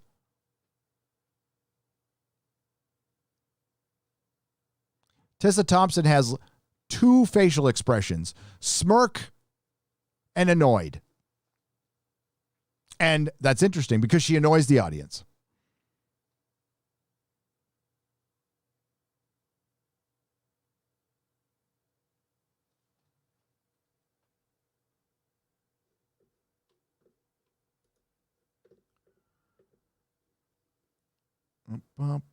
There we go. I see Dan Vask. Dan Vask. Voice of an angel. Voice of an angel. But like a rugged angel. Oh, you got it all wrong, Gary. It means he wants your body in an 18 plus kind of way. Oh, I'd rather have a death threat. I mean, hey, if I'm not against that, I don't do that stuff. I'm a super straight guy. I'm a uber straight guy. Uber straight. Thank you for the 20 Brazilian pesos. Yeah, you might be right, Dan. I was so excited. I was like, man, I don't think I've had a death threat. It wasn't real. It was just him screeching. I think he said, I want to body this nerd. And then he said I was unloved. And then he said I was using the Chris Eccleston thing for income. No, nobody gives a shit what I think about Chris Eccleston's return to Big Finish, except for 5 or 6 Doctor Who fans out there. And bless you, by the way. But most of the people in this audience don't know who a Christopher Eccleston is, what a Big Finish is. They are aware of Doctor Who, but they've never seen it. That's the vast majority of everything right now. And you know what? There was a chance where I would have recommended to these thousands of people Doctor Who, because I did it every day at my comic store, and I was making Doctor Who fans every fucking day. They'd sit there buying their comics, and I'm playing Doctor Who in the background. All of a sudden, they stop, and I catch my customer staring at the screen for 10 minutes and going, what is this? I'm all, it's Doctor Who. It's pretty good. You should go check it out. It's on Netflix right now. But now,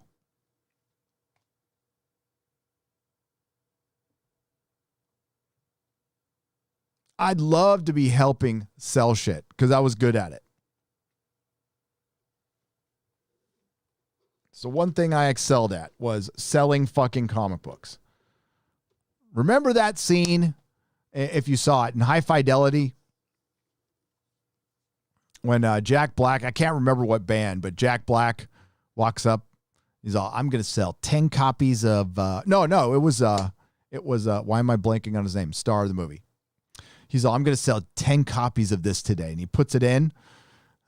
They wait a couple of minutes, and then 2 people come up to the counter. What's playing right now? Oh, and to buy this. Well, we used to do that shit at the warehouse when I worked there, and I did that with the comic store every day. I would just pick a comic I liked, and I'm going to sell these fuckers today. And all I did was talk about it.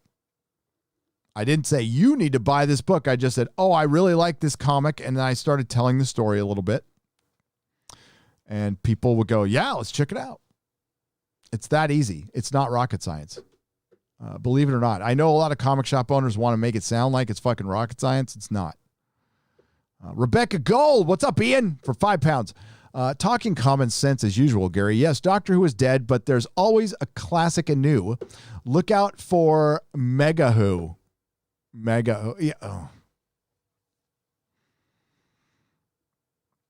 Look out for Mega Who. Ian, explain what a Mega Who is to me. I probably should know it, but it's not clicking in my brain right now. Hail, Gary. Actors are paid to play a role. They are all, you could just put it in the regular chat, Ian, please. Hail, Gary. Actors are paid to play a role. They are all competing for the role of most woke without realizing people aren't going to pay for their show. Says Punkwaddle for $5. Yes. Because they're so disconnected, and this is strange because they could be very connected to their audience. And I don't mean just most adult pretenders either have somebody posting on Twitter for them, or they just post and they don't read any responses. So they're not connecting in that way. They're not really talking to people. Like I said in my video, I have the great honor of doing this every day. So I talk to you guys every day. I hear what you think. I read comments. I read emails and comics. I hear what you think.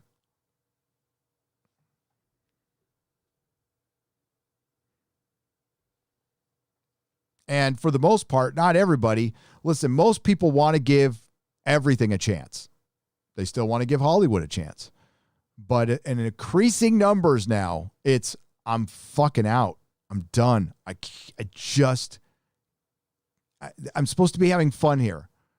I just want to have fun. I don't want to get a fucking headache watching Doctor Who. I don't want a fucking headache watching Star Wars. I don't want a fucking headache going on Twitter and then seeing another person that I admired their work tell me I'm a fucking asshole.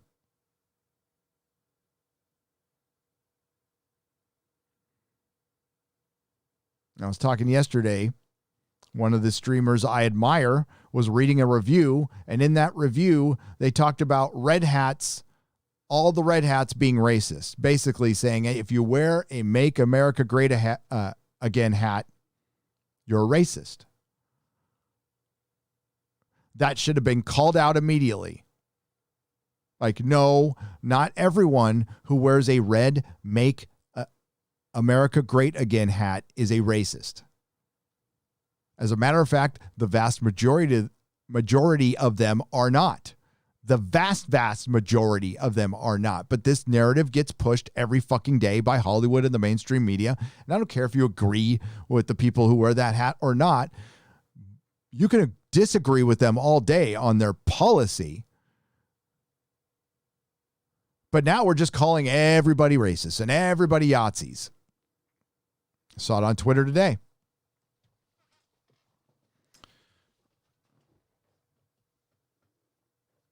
I wonder if I can find that tweet again. It was a meme, and it was basically saying, I want to keep politics out of the workplace. And some gender studies guy came in and said, well, that's how you get a bunch of Yahtzees on your payroll. So now saying you don't want politics in your TV show or at your workplace is now an alt-right dog whistle, because we're sneaking into your communities. We don't want to talk about politics, so we can sneak in. And so tell me how this works. Let's play this all the way through. If I don't want to talk about politics, how am I going to be convincing you to come to the dark side if I can't and don't want to talk about it? Mind control, maybe? Mind control? Yeah, because Yahtzees never wanted to talk about politics. For one, they don't exist. They do not exist. And I'm talking about in grand scheme. Sure, there are some neo-Nazis in prison. There's groups of them here and there. Maybe a couple of thousand in the entire country. There's actually more trans people than there is actual Yahtzees.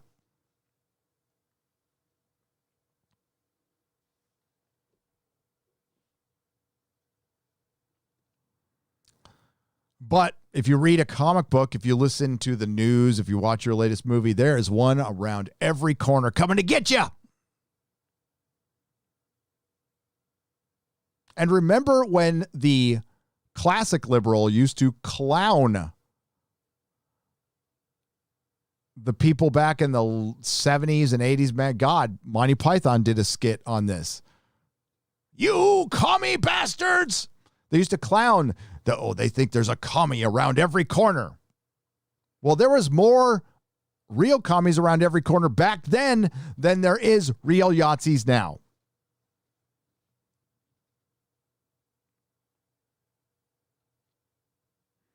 Mr. Dino Sock says, love your shirt. Thank you very much. This glows in the dark. Gates of Moria. Khazad-dûm. Cynical Lindsay for $9.99. I don't think LeVar Burton understands that cancel culture can and will come for him and his fellow actors. All it takes is one opinion outside of the cathedral worldview. Ask J.K. Rowling. Yeah, J.K. Rowling is, she's sure turned around. Hasn't she? Yeah. It will come for one of them eventually. Absolutely.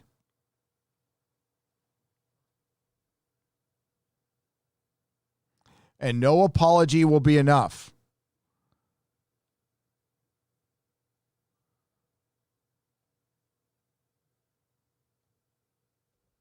Because your consequence culture, Lavar, is punishment culture, if you want to rename it something. They're just all about the punishment.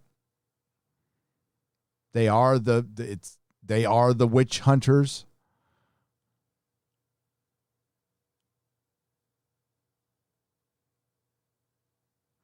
I'd say that when someone comes out in favor of cancel culture, they are ignorant of its danger and need a taste of that medicine, says Darth Milk for $5. Chances are it'll come, my friend.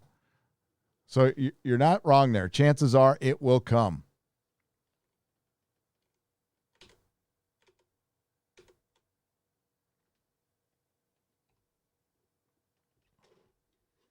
All right, we're going to get to, I got to get to some donation side. Let me get to the right mouse here. Here we go. Yeah, man, that lighting. There we go. That little blinking thing, now that I notice, it's bugging the shit out of me. What is that from? That must be from the lighting across the shelf. I'll just have to kill it. Donation history. Here we go. All right. We have Hardwick Benthau for $1. The fact that Valkyrie, Black Canary, and Carol Danvers have all been in movies recently, but Catherine Winnick didn't get cast as any of them, especially Valkyrie, right there with you, buddy, is a cinematic injustice. Every one of those roles went to someone less qualified than her. Yes. Katie Sackhoff should have been Carol Danvers. For one, she's the right age. Carol Danvers needs to be a woman, a full-grown woman, not a little kid, especially when it's a 20-something who acts like a 12-year-old who has no fucking charisma or presence around her at all. I love the character of Carol Danvers.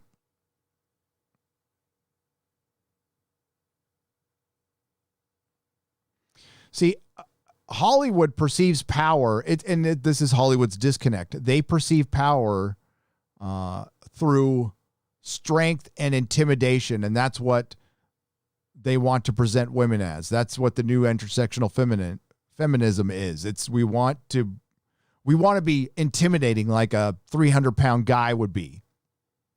Well, you're not going to be unless you're a 300-pound woman who's, yoked up. And that's pretty rare. But you want it to be a little girl. Well, then show us. By all means, if you're a talented enough writer, then show us. Show us how that can be intimidating. Instead, we get Carly, we get Bree, and that's been my stance on her. I know what she said about, I don't care about white men. I've said my piece on that one. She's just horrible for the role, and Marvel fucking knows it, and they're stuck with her. So they're going to do whatever it takes to try to make her work. I would say yoke her up a bit, put about fucking 30 pounds on her. It still wouldn't work because her voice isn't good. For one, she doesn't have the right voice to be, Captain Marvel, according to Kevin Feige, is Marvel's Superman.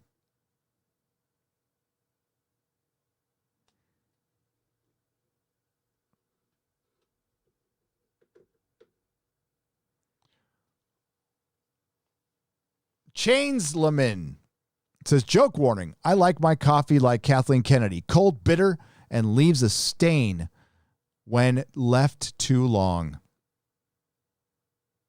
That's exactly what my coffee is right now. It's cold, but I'm going to have some. Oh, that's bitter. Oh, Jesus. Oof. Thank you for the $5, Chains.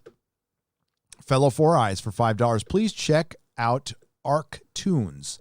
Chuck Dixon, Brazilian comic artist, Super Prumo, and other artists are producing new hero comic books, SF, fantasy, and more daily on archaven.com.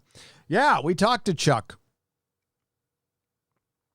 And we'll talk to him again on Real BBC. Have you read my Army Hammer email yet? Hardwick Benthau, I have. Thank you for the $1. I have. It was a long one. But I read it. I knew some of that stuff, but not all. It's not stuff we can get into in this live stream, though.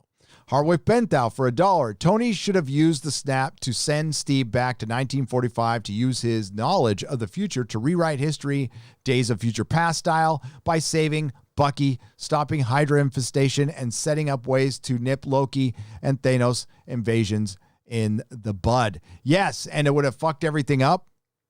It would have. That's cool. It would have been different, but no.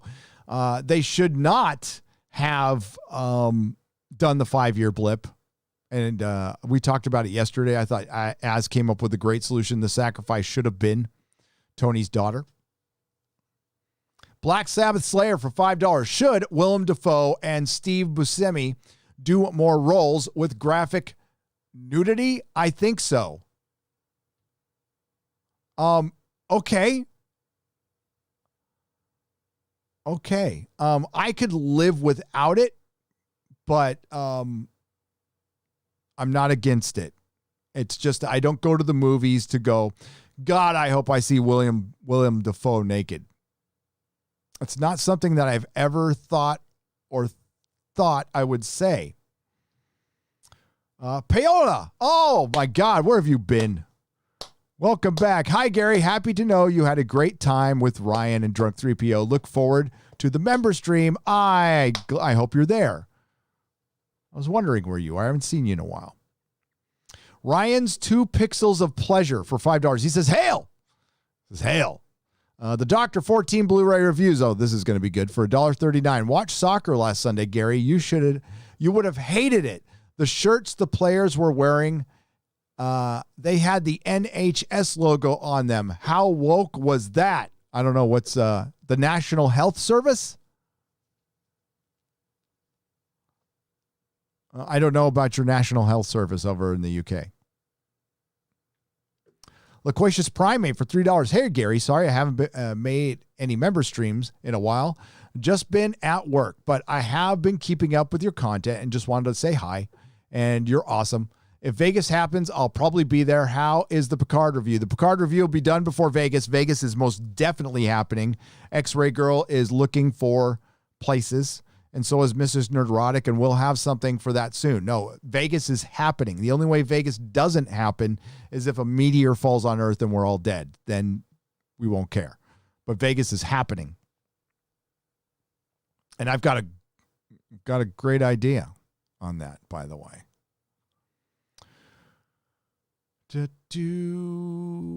All right. And then we've got, I think we've got I saw a 99. There it is right there from Jedi Shredder for $99.99. Thank you.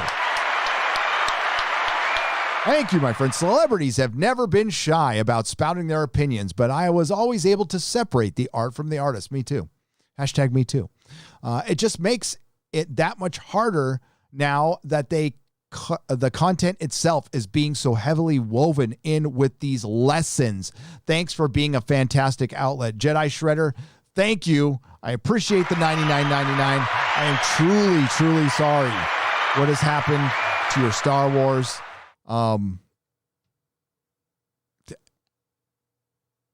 I never cared if Leonardo DiCaprio wanted to blather about the environment. I never cared.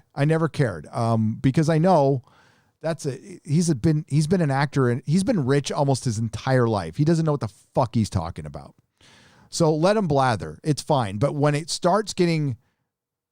they start using stuff that's meant for fun I mean, what's next? Are we going to go on roller coasters and they're going to have like little signs telling us where to vote? I mean, that's pretty much what it is. When you're filling the Falcon and Winter Soldier with politics, and then for one, people are accepting these as like some deep political lessons. Look for my video on this.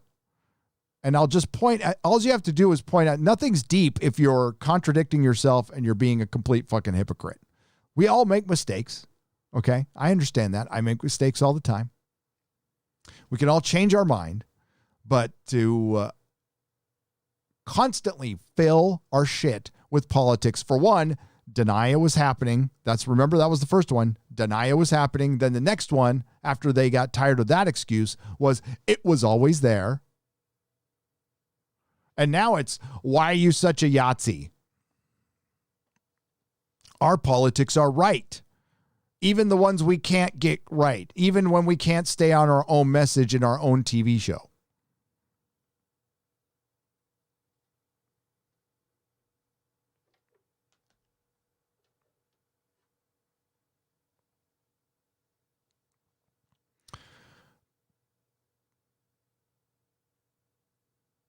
Brandon Welsh, for $5. I harangued with young Ripa today about this.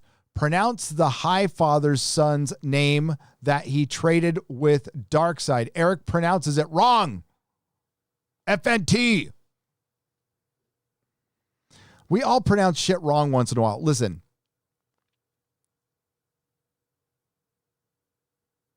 How many of you, when you were reading your comic books and you never listened to an interview, how many of you got Sal Buscema's name right? I don't even know if I'm pronouncing it right now. Sienkiewicz. How many people got Bill Sienkiewicz's name right? It doesn't matter. I was calling Thanos forever. I still do. He was Thanos to me. Do you want to know why he was Thanos? Because it was spelled with one N.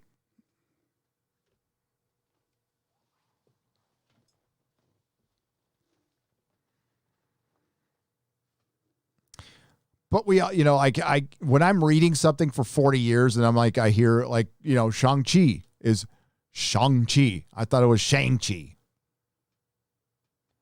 I'm still probably going to say Shang-Chi.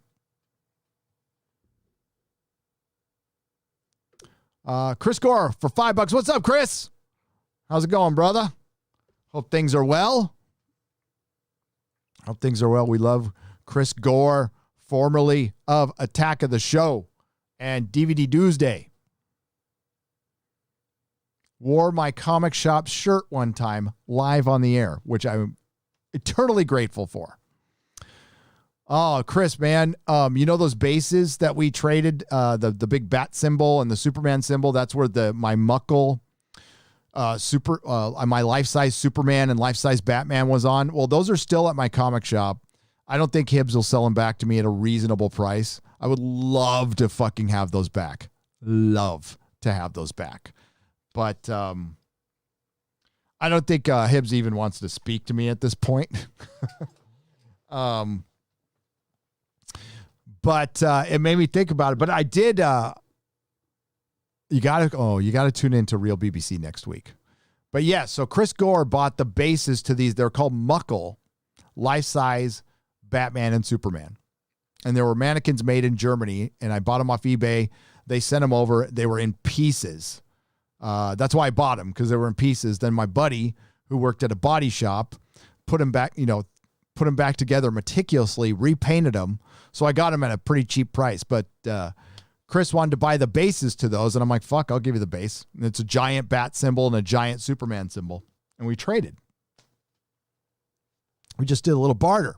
At Comic-Con. It was great. Ed Starr for $100.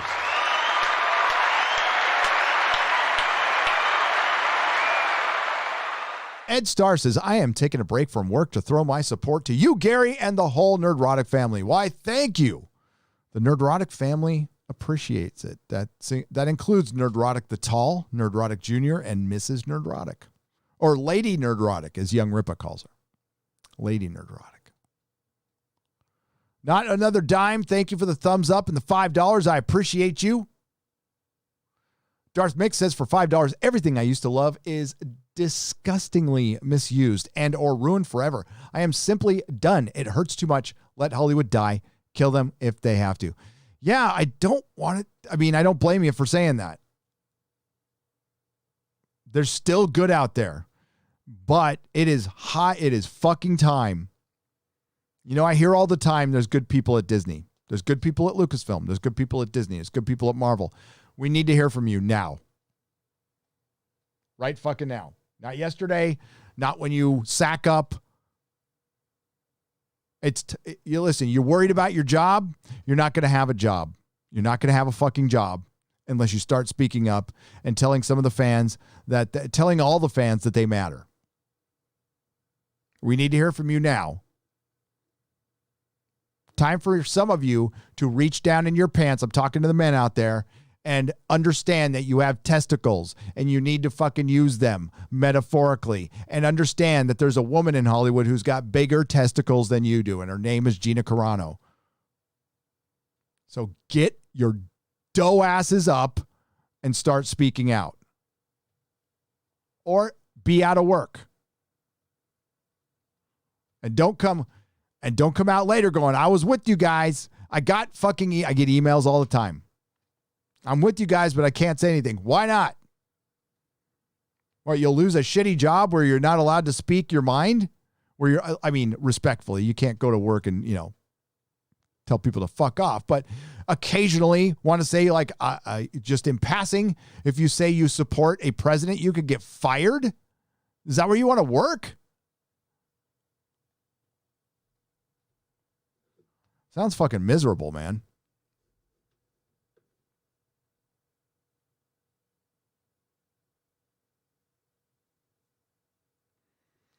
London 19657 says, recently discovered your channel. Yoda, man. I'm British. Sorry.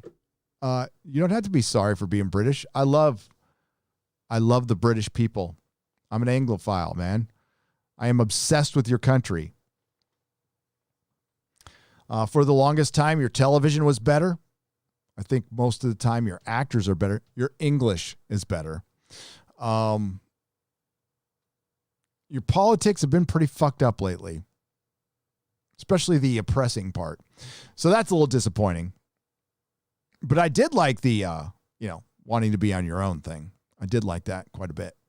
Hunter Vex, second time donating. My bro showed me your channel. Oh, Hunter Vex, thank you. I appreciate you, and thanks to your brother. Welcome. If it's your second time, I'll be gentle. Gary, going to meet fam in Palm Springs area late May, early June. You doing any meetups? Would love to nerd out on punk rock and comics. The Invisible Man for $5. I would take a trip out to Palm Springs. There's if the comic shops, I got to look right now. Sorry, folks.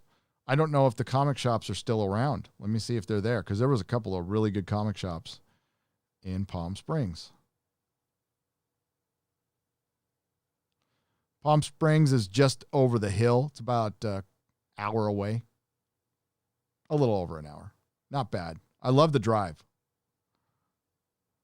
Comic shops in Palm Springs. Because I thought there's Desert Oasis Comics. That's the one I like. And they're open. Good. Okay, yes, we'll go. Desert Oasis Comics has a killer dollar section. So I'll go. And Mrs. Nerdrotic can go and thrift shop. She loves to do that. The new X-Men looks like they're going to an anti-hero vampire rave hosted by their mom, who fully supports their identities. Fake name for $5. That is good. That was good.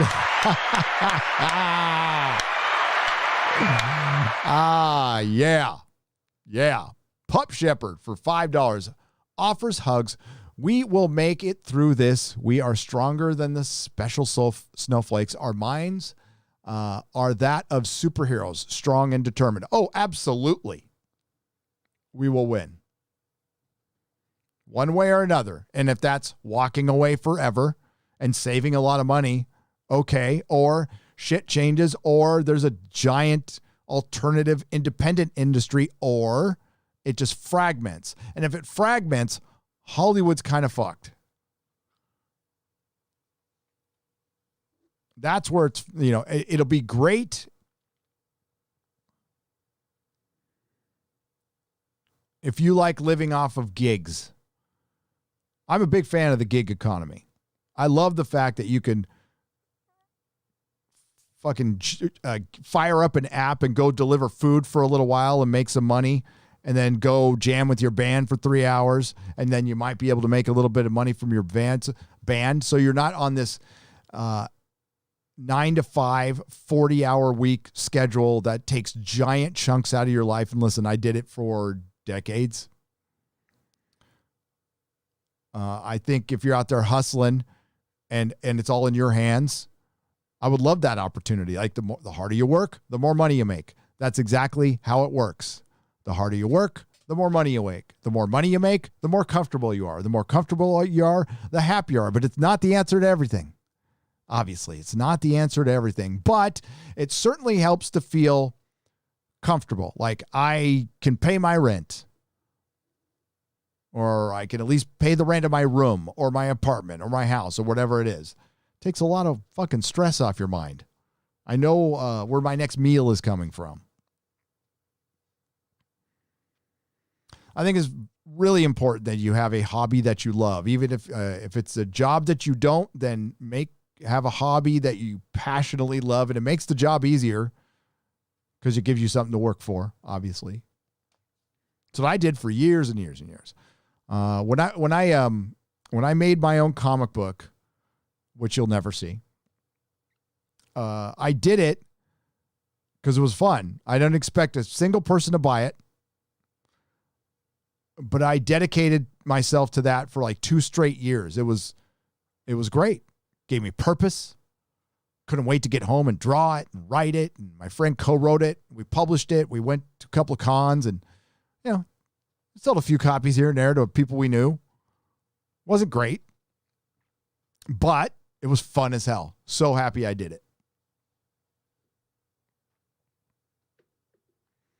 We need hobo soup comics created by rival woke soups with storylines exposing their hobophobia and class supremacy. Another angry hobo. Yeah, well, we have Hobo Captain America, though. They have Hobo Captain America. Eric Weinberg for $5. Hail Nerdrotic. I just got the second poke and I feel like shit. First good news of the day. You are alive. You are live. Appreciate the chat. Oh, no problem. Appreciate you and the chat. Sorry you feel like shit. I'm glad you got the poke, though. For you. Me?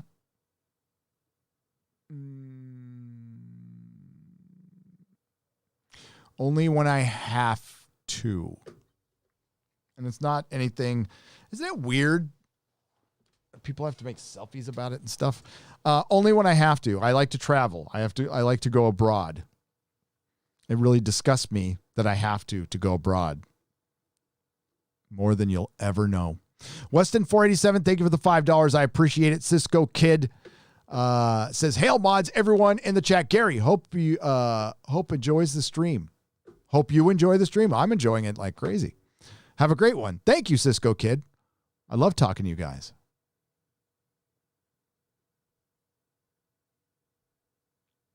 The MCU can stop handing out medals of honor like their D&D PowerPoints.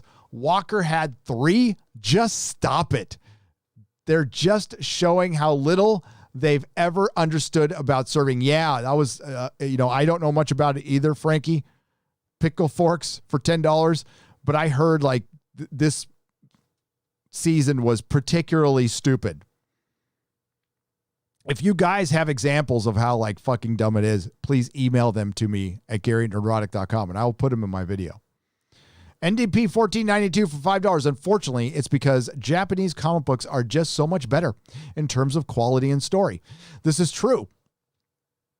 You know what other comic books are good? Like fucking great? French comic books. French comic books are, some of them are fucking fantastic. Valerian. Good shit. Sorry, the movie kind of sucked. It really sucked, to be honest with you. Would love to see It's a Gundam back on Friday Night Tights. Consider it done.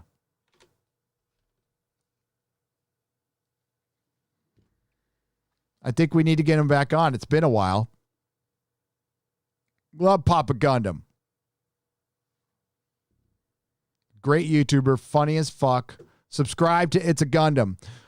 I think he's got more subscribers than me, but he should be like at 1 million.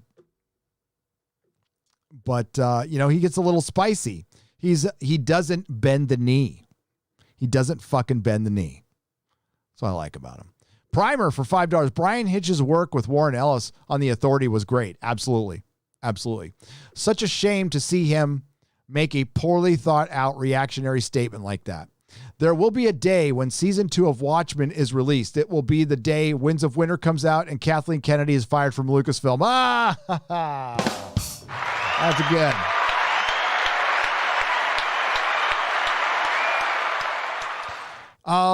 Yeah, last time I checked, Kathleen Kennedy is in charge at Lucasfilm.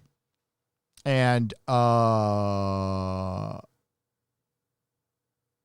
we were told her exit would be imminent, but she is still in charge at Lucasfilm. Hey, Gary, why do you think Feige hates Bucky Winter Soldier character so much? He has treated him like crap beginning in Civil War. Fiat Justicia. Oh, wow. Fiat Justicia Route Calum. Shit, I don't know. I thought he was treated fine he's the Winter Soldier. So they adapted that from the book. I thought it was fine until this show. And then they treated the most, you want to know why? He was a white male character. So they didn't want to put him in prominence, especially when they had another white male character in John Walker.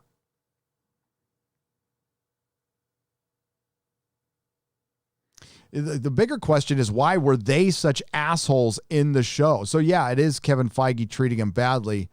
I think Kevin Feige played the long game and baited and switched all of us.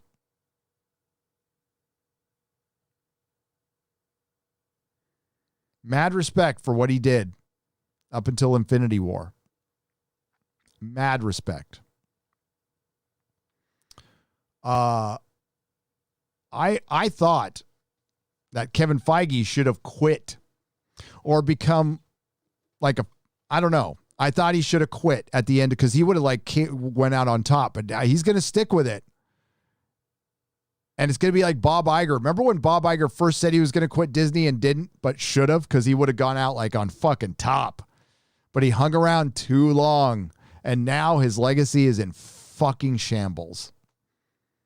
They're going to try to blame it all on Bob Chapstick, but it's not his fault. Same thing's going to happen to Feige. He's going to stick around too long. He's under Brie Larson's spell. I have no idea. Brie Larson has pictures of him. I have no idea. It's bizarre.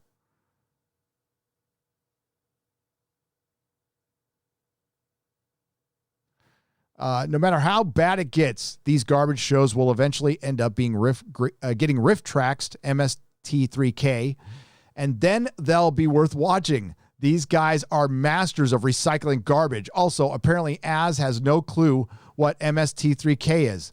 He doesn't? Yeah, he does. Maybe he just didn't understand that. Thank you for the 1999 Octopus Prime.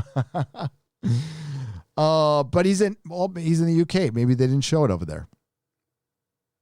But we'll make him aware of it.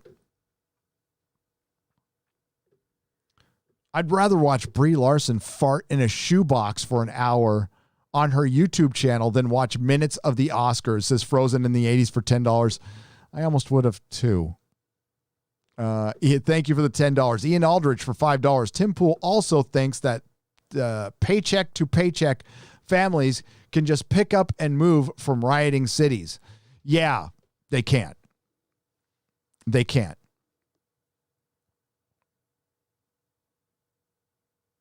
Tim's young. He's seen a lot of shit for a guy his age. But I mean, like, he also has to fill a lot of time, and he also says a lot of stuff. Yeah. Ian, families like ours cannot just pick up and leave, especially with kids.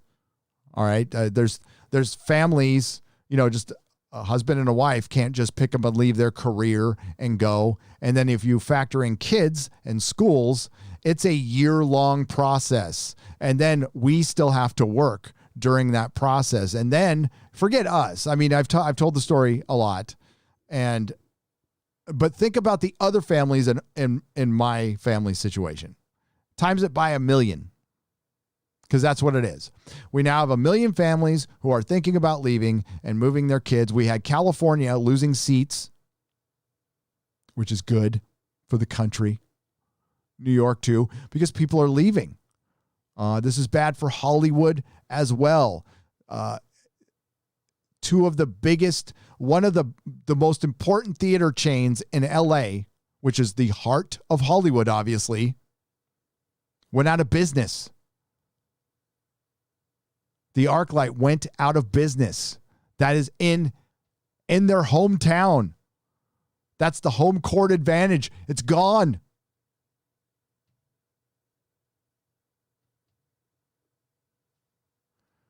And it's a sign of a failure of an ecosystem, right? So say you have an ecosystem and it's like the frogs, it's certain plants start dying off, and it shows how an ecosystem is failing. Well, the ArcLight, which is a bougie theater, of course those are going to fail because they cost more, they have more amenities, and people are going to. That's the first thing that was like, I don't need to pay for an overpriced meal or an overpriced drink at my movie anymore. That's going to fucking make me want to drink more anyway. I can just drink at my fucking house.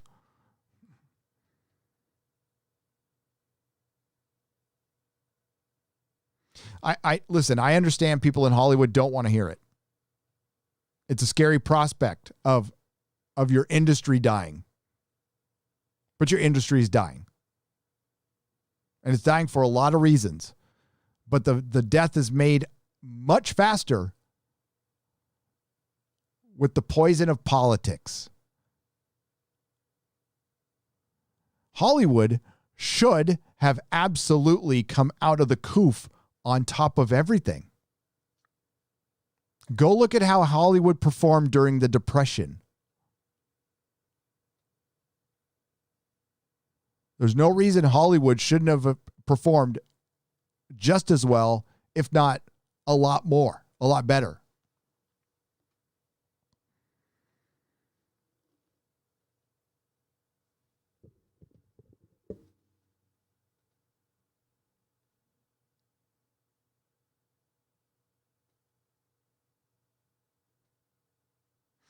Hail, Gary. I wasn't able to finish watching your night show, but now I can't find it to watch the rest. Paisley Gemini, I made that one only available for my members. I got into some salty talk that I didn't feel like I wanted to re-upload on Nerdrotic Live. So that one's only, I won't do that often, but I did, my members need some exclusives. So once in a while, I'll give them a live stream, show them a video early, and then they also get the member streams. But tell you what I'll do, Paisley. I'll put the audio version up on nerdrotic.com. I'll give you the audio version of that. So keep an eye out for it later. You can listen to all of these live streams on Spotify, iTunes, or any iTunes mirror. You can, of course, subscribe to Nerdrotic Live I probably should repeat that more. I don't want to sound too repetitive, but that's where all of my live streams go when they're done. I make them unlisted here. I re-upload them on Nerdrotic Live. I also have Nerdrotic Daily, which I run with Perry Chan. He's an equal partner on that channel. And he's been fucking killing it lately. Hail Perry Chan. Rupert Patterson for $9.99. Do you think the very poor writing for Falcon and Winter Soldier contributes to the multiple dubious interruptions about what is happening interpretations, the dubious interpretations about what is happening, particularly because the writers don't know. Well, they don't know anything about the military, but I think they came at this at one side of the aisle, but then the world changed when this show finally got released. So you can look at, I kind of see what Tim's doing. Well, I know what Tim's doing. Tim's trying to flip the script and trying to piss off the SJWs. I totally get what he's doing. I see what you're doing, Tim. But he's wrong at the end. And he might know it and not give a fuck because he's too happy pissing off the SJWs, and that's fine. But if you look at the government, when you watch something from Hollywood, where their perspective comes from. So they're looking at the government like, Trump was still in charge. But if you look at it with the current government, you could certainly flip the script. Hollywood has been in love with the immigration allegory for the last 4 years with obvious reasons. Do you think they're going to stick with that? They have put immigration allegories in almost everything in pop culture.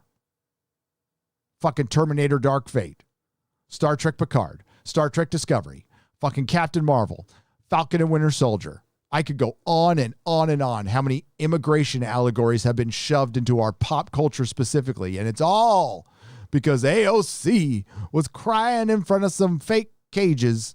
Remember, it was just a parking lot. I'm not saying that there weren't, they weren't keeping people from coming across the border. But that AOC imagery shit, they managed to put it into The Boys season 2. But will they address it the same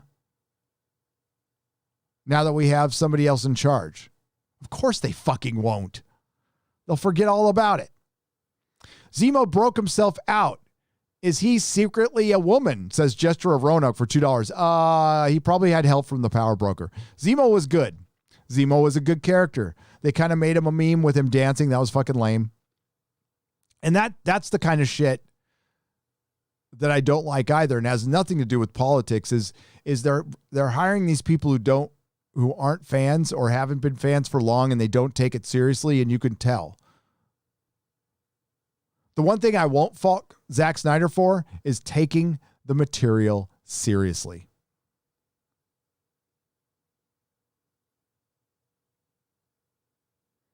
Drunk 3PO said, "I'm sorry, but I took the Indiana Jones figure." Did you? Oh, you fucker. No, I'm just kidding. Thank you, Drunk, for $4.99. He made me look, though. I'm checking for my Hot Toys. Did you even see the Hot Toys one, Drunk? I can't reach it. It's way over there.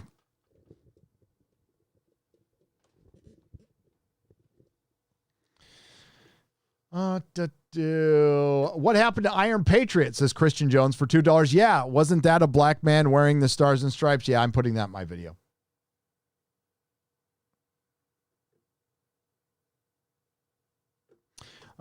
Budgie and Avery Birds for $5 says, Gary, do you have any merch? I want to buy some. Yeah, we have hoodies available right now. You got to go to Instagram.com/Nerdrotic. And you can contact Mrs. Nerdrotic via the DMs there, but you got to follow me on Instagram. Also, if you go to nerdrotic.com, I have a t-shirt available on Mixed Tees. If one of my Modrotics could put it in the link in the chat. And Mixed Tees makes the shirt. It's like green and black. It's like a military green and black with the logo. The hoodies look pretty good. Mrs. Nerdrotic had them made. We'll have beanies and stuff and more. And we're going to, this Friday, we're going to offer up some Friday night, our first piece of Friday Night Tights merch. It's something simple, but I think you'll like it. Phantom Mercenary for $1. Thank you for the $1 super chat. I appreciate it. Man of War 665. First Avenger remains my personal favorite. I love it. It's slowly becoming like there might be a time, Man of War, where I think First Avenger is better than Winter Soldier. I love First Avenger. Such a great movie. Kit Kat for £2. Who is the face on my new blue badge? On your new blue badge? I don't know. What is that in reference to? Kit Kat. I don't know. I feel like I'm missing something that's really obvious, but that's my life. That's my life. Let me know in the chat, Kit Kat. Just because I appreciate you, Gary says Nederland Egg gives us £5. I appreciate that. I appreciate you too. Critical Ramblings. I suppose you could argue that Falcon Winter Soldier is anti-woke in the sense that it's so terrible it's killing the viewership of woke Marvel for $5. Yes. I think you're right there. It's not anti-woke.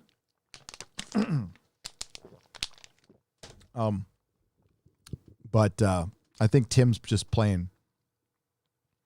Hey, Gary, just picked up the second issue of Berserker. Can't wait to read it. Oh, it's out? It's out? Oh, today's Wednesday. I got to go maybe I'll go down to Southern California Comics. Looking at the time right now. I might do that. I need some supplies anyway. Thank you, Primer. And enjoy it. Berserker is fucking awesome. Maybe Az and I should do a review in the next couple of weeks. We got a lot of stuff to cover, and we can't do another 6-hour show, Az. I'm burnt from yesterday. I'm forever going to separate Geordi and LeVar Burton because I refuse to allow him to take the TNG and my second favorite character on the show away from me, says Anti-Derivative Jill for $5. Good for you. Geordi's a great character. Obviously, a better character than LeVar is a human, or at least on that subject only. Hail, Gary, first super chat. Keep up the fight from Josh Peck. I think I already read this one, but let's do another. Oh, yes. Roland S. Have you ever seen Blake 7, old UK TV show? Good stuff. Yes, I have. Somebody was kind enough to send me the complete Blake 7, and I have gone through it, and I owe a review. I'll probably do it on a membership stream, or I'll do a members only video, or I'll put it up on Nerdrotic Live. But I loved it. I fucking loved it.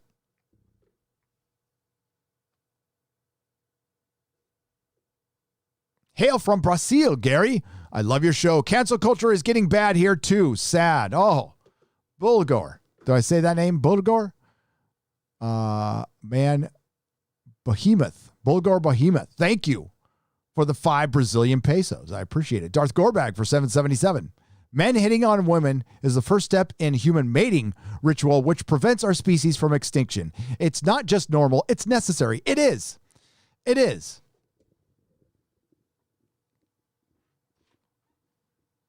And I promise you, the majority of women still want it to happen.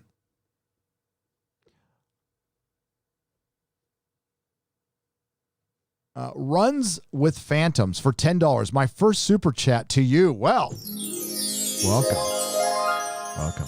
We'll be gentle. I have an original sci-fi vision that needs to be manifested, but I don't know how to write on a pro level. Fandom Menace and Comicsgate has good writers. To whom should I pitch my idea? Both. Just say you have a treatment. And if anything, there are writers out there who will consult with you, but they do charge. And I don't have a problem with them doing that, by the way. But there's people like, I don't want to offer him up for work because I don't know if he might be too busy, but like Script Doctor I think he'll look over stuff, but a Script Doctor charges for his services and should, because he has a skill and he has, that has value. But if you're just looking to pitch something, I would just ask around, go to Discord groups, get involved in conversations on Twitter. But my recommendation is become part of the group first. Don't lead with, hey, I've never met you before. Will you look at my story? Get to know some of these people, and then maybe you'll find the right person from your story. Thank you, Runs with Phantoms. Gary, I was a lifelong Doctor Who fan. However, I don't even watch the older episodes anymore. I even removed my collection of hundreds of Big Finish Doctor Who stories from my iTunes this past week. Oh, shit, Stone Dog. Yeah, that sucks. I have a giant physical collection of Big Finish that I got off eBay. And I don't want to listen to that anymore. I'm pretty fucking pissed at Nicholas Briggs, but I'm still able to watch old Doctor Who because I know Jonathan Pertwee wouldn't have wanted anything to do with this shit. I know Tom Baker wouldn't be down with any of this shit. I know Peter Davidson would not be down with any of this shit. Patrick Troughton would not be down with any of this shit. And you sure as shit.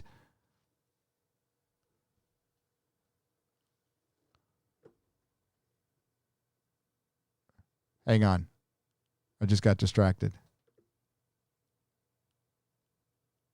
Sorry. Sure as shit, William Hartnell would not have been down with this shit.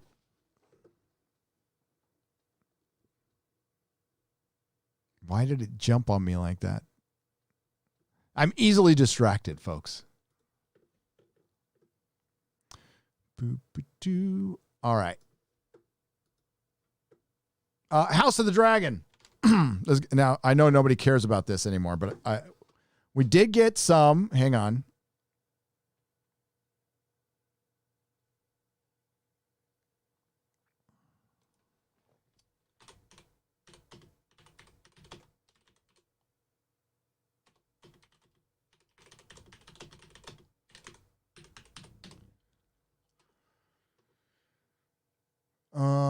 Let's see if there's a IMDb so I can get this right.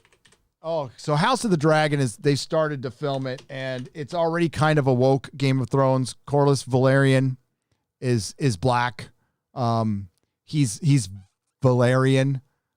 George. I know there's people out there going, they've never been specific about Valerians. Yes, they have. Yes, they have. They are light of skin. Light of skin with purple eyes and blonde hair. They're very specific. George is very specific. Now, if he wants to say that this character is half Summer Islander, and that's fine. If you want to change it, that's fine. If the guy's right for the role, great. But they've already shown him on the show in an animated series as a white guy. They've already made cards as a white guy. So they've established that he was a white guy. They did swap the race of this character. Will it matter? I don't know. If Game of Thrones had been a success, would I be excited about this show? Fuck yes, I would. Fuck yes. But knowing what I know about this show, which I can't forget, knowing what I know about the book that it's based on, this show is the reason Game of Thrones was a disaster. This show is based on the book that never finished the series that led to Game of Thrones being a disaster and The Winds of Winter and A Dream for Spring never coming out, ever coming out. I know there's people out there who are still holding out hope, and bless you. Bless you. I hope you're right and I'm wrong. Okay. I know there's David Beers out there from Lucifer Means Lightbringer. He's out there holding out the light, the flame that he thinks Winds of Winter is going to come out pretty soon. And again, I hope he's right and I'm wrong. But the one piece of casting I like is Daemon Targaryen, played by Matt Smith. And we got some pictures.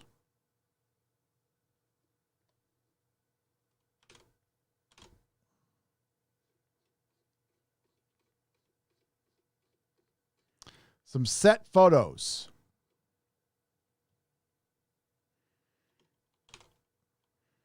That is Matt Smith. It's Daemon Targaryen.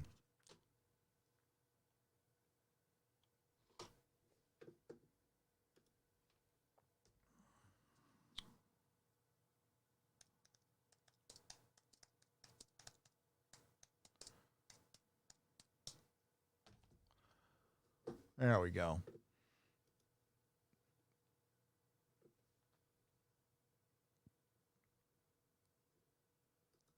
So it's coming out in 2022. And do you care?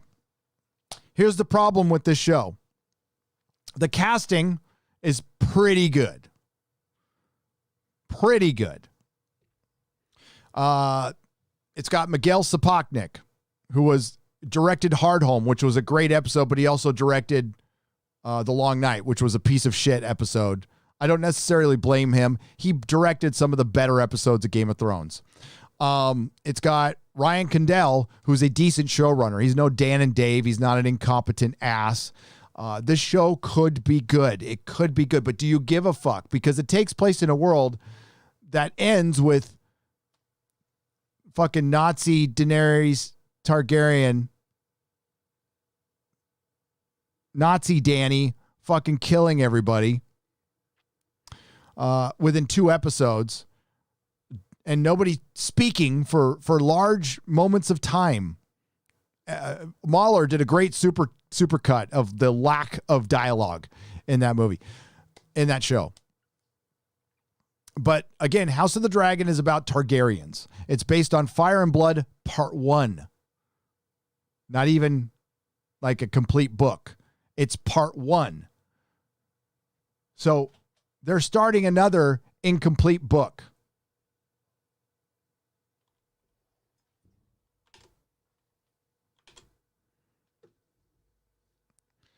Are you going to, hello?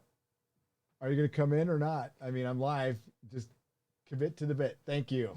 Yes. I was waiting for your signal. No, just come in. If I have coffee. Yes, if you have coffee, just come in. Come on. Thought I had my wife trained better than that. Guess she's got to go back to wife school. You ever seen that Man Show? Remember the Man Show? Here we go. So we've got the Daemon Targaryen. And yeah, it just looks like Game of Thrones rehash. So again, here's the problem. We're starting a series on a book that's not finished. There's a part 2.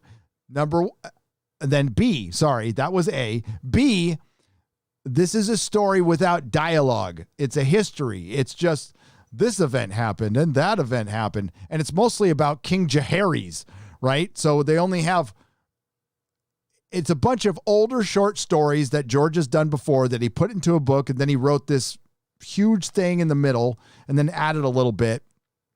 He stopped writing Winds of Winter for this book, which is part 1, so they can make this series. So they derailed Game of Thrones. They derailed a fucking Winds of Winter and A Dream for Spring for a story about Targaryens on Westeros. You're not going to be going to the east.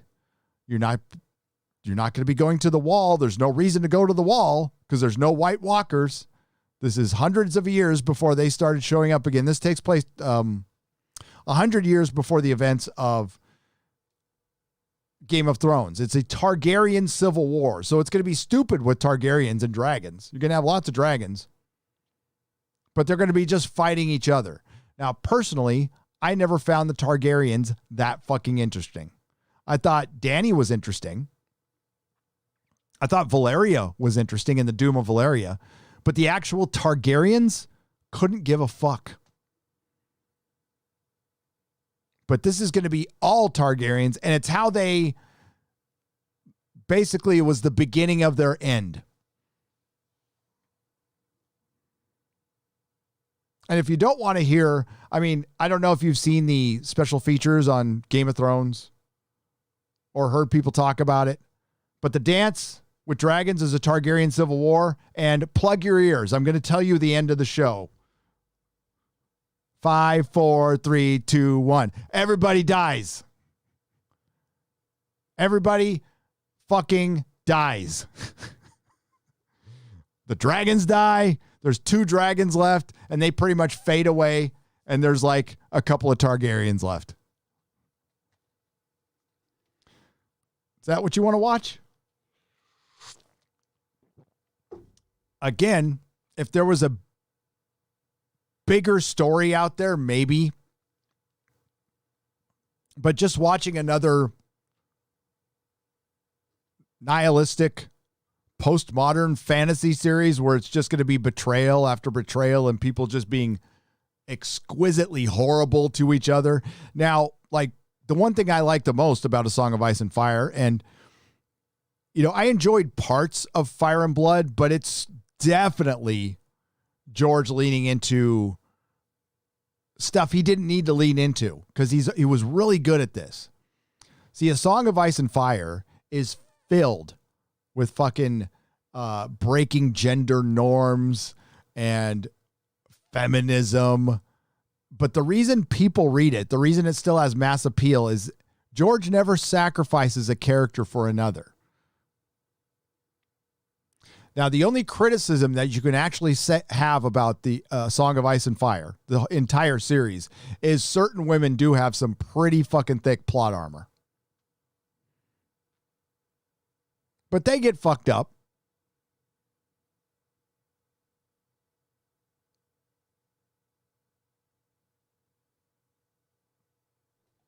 Breen, the beauty, gets her face bitten off. But considering all the draping that goes on in Westeros, certain characters are amazingly left unharmed for the most part. While guys will get their wings chopped off and their heads chopped off and, yeah, but all that stuff's there. But it's a very believable story because they don't sacrifice, like, I'm talking story-wise. Of course, he sacrifices characters. He fucking kills them all the time. But it's not a story. It's a story written by a competent author who knows what the fuck he's doing. So when he weaves in his messaging, it doesn't take over the story. It's very subtle. Or not so subtle, but it's a good part of the story that you can read and enjoy and not feel like you're being preached at because he doesn't make everything the answer. He's pretty even-handed with that shit. I think so anyway. But yeah, so this show is going to be a massive... There's going to be a lot of fucking people who will probably just love this. The same people who loved Game of Thrones season 7 and 8. So there's no dialogue to adapt. At least he has an ending. And the ending is, well, technically no, because the end of the Targaryens doesn't come until the end of A Song of Ice and Fire. So he doesn't have an ending. But for this series, it will end. He has an ending for this. The ending of the Civil War, and it's not uplifting at all. And at least with nobody expected the end of A Song of Ice and Fire to be uplifting, but George said it would be bittersweet. Bittersweet. This is just going to be bitter. It's just going to be bitter. So yeah, so there'll be no there'll be no real world building. You won't go to new places unless they're going to add to the story, but you're not going to go, like I said, to the east. You're not going to even go north to the wall. Yeah, there'll be Starks and they'll be going around Westeros pretty good, but it's going to be it's Targaryen versus Targaryen. A lot of shit going on at Dragonstone. A lot of shit going on at King's Landing. And no dialogue to adapt, which was the problem Dan and Dave had.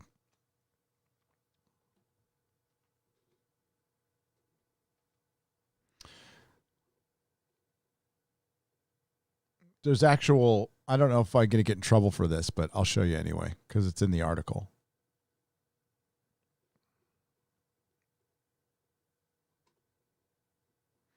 And that is Emma, who? So Matt Smith is dressed as Prince Aemon Targaryen on Tuesday when work got underway on the hotly anticipated Game of Thrones prequel, House of the Dragon, set 3,000 years before the events of the hit HBO show. Dude, Dude, my dude. It's 100.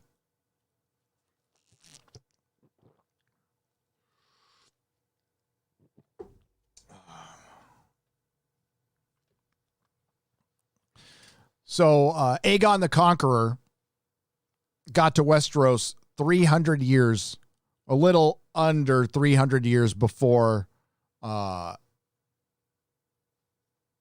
Mad King, King Aerys, was killed by Jaime Lannister, and Robert Baratheon took over. Or some might say usurped the throne. But I say Robert Baratheon was right, and the realm was fucking doing pretty well under him. But, yeah, it's not 3,000 years. They were thinking of Blood Moon, which was like 5,000 years, which got canceled because it was too woke. The actor, 38, transformed into his character by sporting a long ice blonde wig while shooting scenes on a windy Holywell Bay beach in Cornwall, confirming the Southwest Coast will be a key filming location. Emma D'Arcy, 28, who will play Daemon's wife and niece, Rhaenyra Targaryen, is in the upcoming series, joined the former Doctor Who star. That's great. Big fan of Matt Smith, underrated doctor, great fucking doctor. He's still young. He's 38.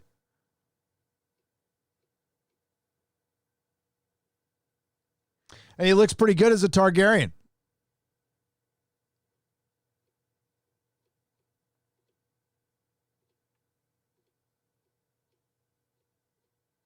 I think we got some, there we go.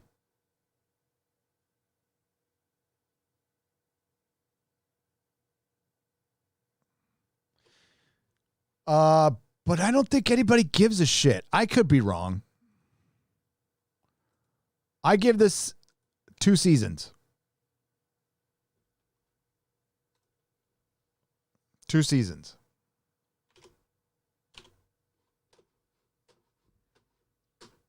With streaming services nowadays, they pretty much commit to 2 seasons. I think it's smart to commit to 2 seasons because sometimes it can be a little rough start. But I think there is a possibility that this would be a competent show that people won't give a shit about because they're so pissed about season 8, season 7. I hear it every day. I think most people are out. They just don't even care.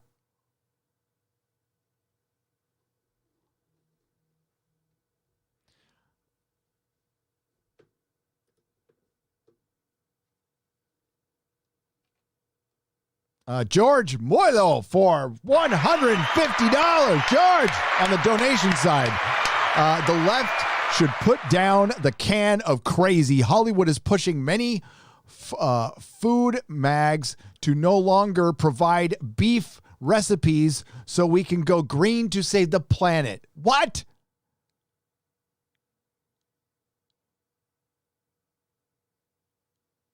Epicurious is the first. They don't want you to eat cows. Just turn us into cows. Love your show. Hail. Love you, George. Love you, George. And thank you for the $150.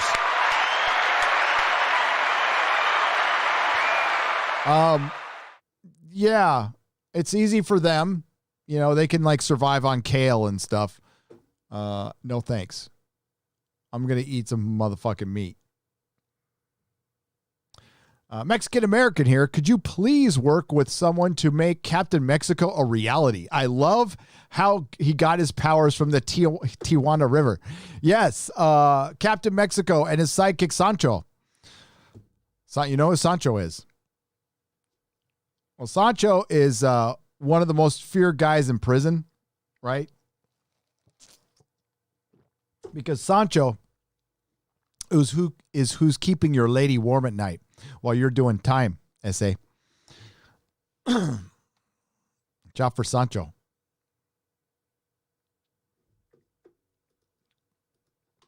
Captain Mexico. I mean, I think, sure.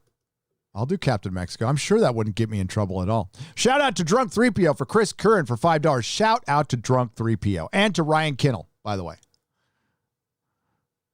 It was great seeing him last night. Black Targaryens only if they're burned by fire, says Antoine Dennison for $2. Yes, he's not a Targaryen technically, but I mean, he's from Targaryens are Valerians. Valerians are essentially, everybody's got their take, right? Everybody's got their symbolism takes and stuff. To me, the Targaryens were always the elves, the Fae, whatever, the elves, not fairies, but the elves. And what this is an elven civil war. They're humans, but they're capable of sorcery. Now, where did they learn this sorcery? I don't know, but they have purple eyes. That's the one thing they left out of Game of Thrones is they have violet eyes, and they all have blonde or silvery hair, and they are light of skin. And the sea snake, who's a pivotal role, is played by a black guy. And obviously George had to approve it. So either he's not Valerian anymore, and that's how you answer the question. You just go, nope, his dad was a Summer Islander, or his mom, and as Summer Islanders are black. And they're not the only, there's lots of diversity in fucking A Song of Ice and Fire. That's why they don't need to do this, because it's in the books. It's there. Chris Bertless says Mrs. Nerdrotic is lovely. Glad to you left her out of the kitchen every now and then. Glad I let her out of the kitchen every now and then. Every now and then, Chris, but not often. Today I let her wear shoes. Hey Gary, who shows The Boys and The Witcher? Hey, I'll try this again. Hi Gary, with shows like The Boys and The Witcher bending towards wokeness and the newer seasons, do you think the writers are using season 1 as Trojan horses? Paul Turner for $5. That is a great question. Yes. They don't want to, I think it's part of the immaturity of Hollywood. And in a way, yes, I think nowadays having a popular first season is seen as a mandate. We are now officially popular and we're pop culture icons. No, you're not. No, you're not. You're just popular show. And you need to maintain your popularity. Altered Carbon, great example. Immensely popular show. Great first season. Went woke as fuck in season 2, and it failed. Actually, Netflix does this quite a bit. The Umbrella Academy. Fantastic first season. Utterly fantastic. Second season, woke as hell. And now they have a little bit of a problem with an actor. Consequence culture, because eye for eye left none blind. I can't pronounce your name, so I'm going to say Van. We're going to say Van. Thank you for the $1.99. KF for $2. How do I advertise my comic with your channel? Email me. Gary at nerdrotic.com. Pitch me. Thank you for the $2. Audrey CR for 1,000 Chilean pesos. Hail, Gary. Greetings from, Costa Rican pesos. Hail to South America representing today. Fuck yeah. All right, we're going to wrap this up, folks. We got to wrap this up. I got to go to a comic store and buy Berserker #2 right fucking now. I thank you all. If I missed a super chat, it'll be in a square up. The super chat square up is going to be a super cut, and it should be out this weekend. It's long. I know I've been promising it, but I've been just adding to it because I kind of want to get it all done in one, but that's not going to be possible now because it's fucking long. But X-Ray Girl, thank you for your very hard work. She has been great. Eric K., who is kind of the head mod. He keeps things together. Thank you to Eric K. Thank you to all my Modrotics. I appreciate you all. We got a member stream tomorrow. Thanks to all the members who joined up. Thank you to George Moilo, who's been fucking sponsoring this channel for a while, and WG. And We will be back live on Friday for Friday Night Tights. And I got to just make sure. Hang on.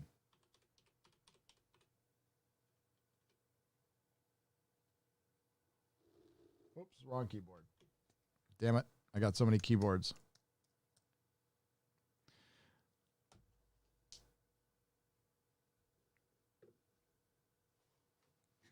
All right. Yes. Friday Night Tights. We're going to have. Oh, hang on. Oh, well, I see. That's why I got to wait. Eric K., I'll be right there, buddy. Not going anywhere. I'm not going anywhere. I've got 2 messages going on. This is why I don't answer.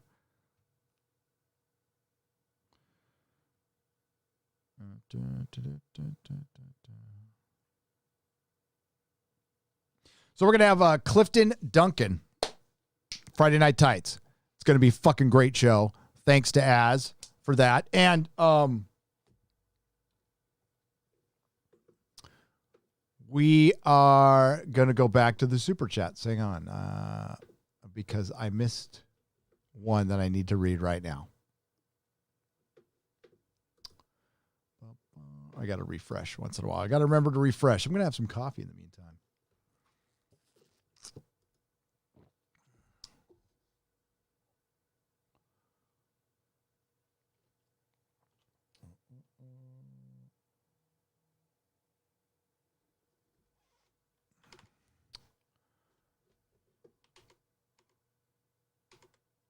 There we go.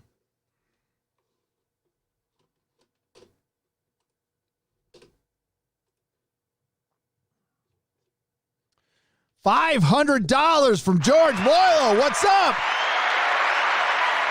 The hell? My God. Hi, Gary. Hollywood once was a Ferrari zipping through traffic, entertaining as hell, and other times a space-aged DeLorean blasting us into the past. Today, they're rubberneckers blocking traffic, honking the wagenda. What is it, a wagenda? Flipping their finger and expecting you to have a Coke, a smile, and shut the fuck up. Kathleen Kennedy is a hatchet hag. Nothing but dry. Hail Nerdrotic. Nothing but dust come from that place. George Moilo. Oh my God. Oh my God, dude. Holy shit. Tried to sneak one in right at the end there. My Lord.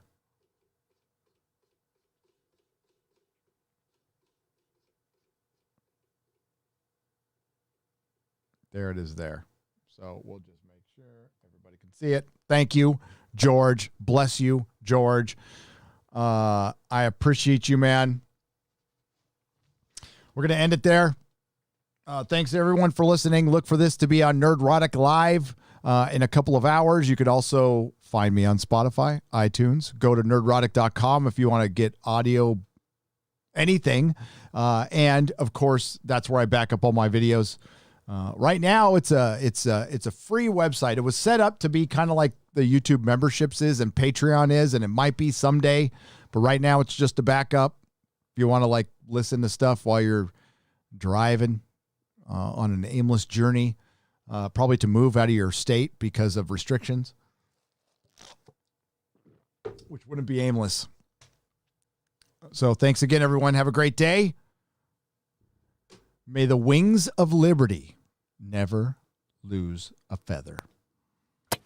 Nerdrotic.com.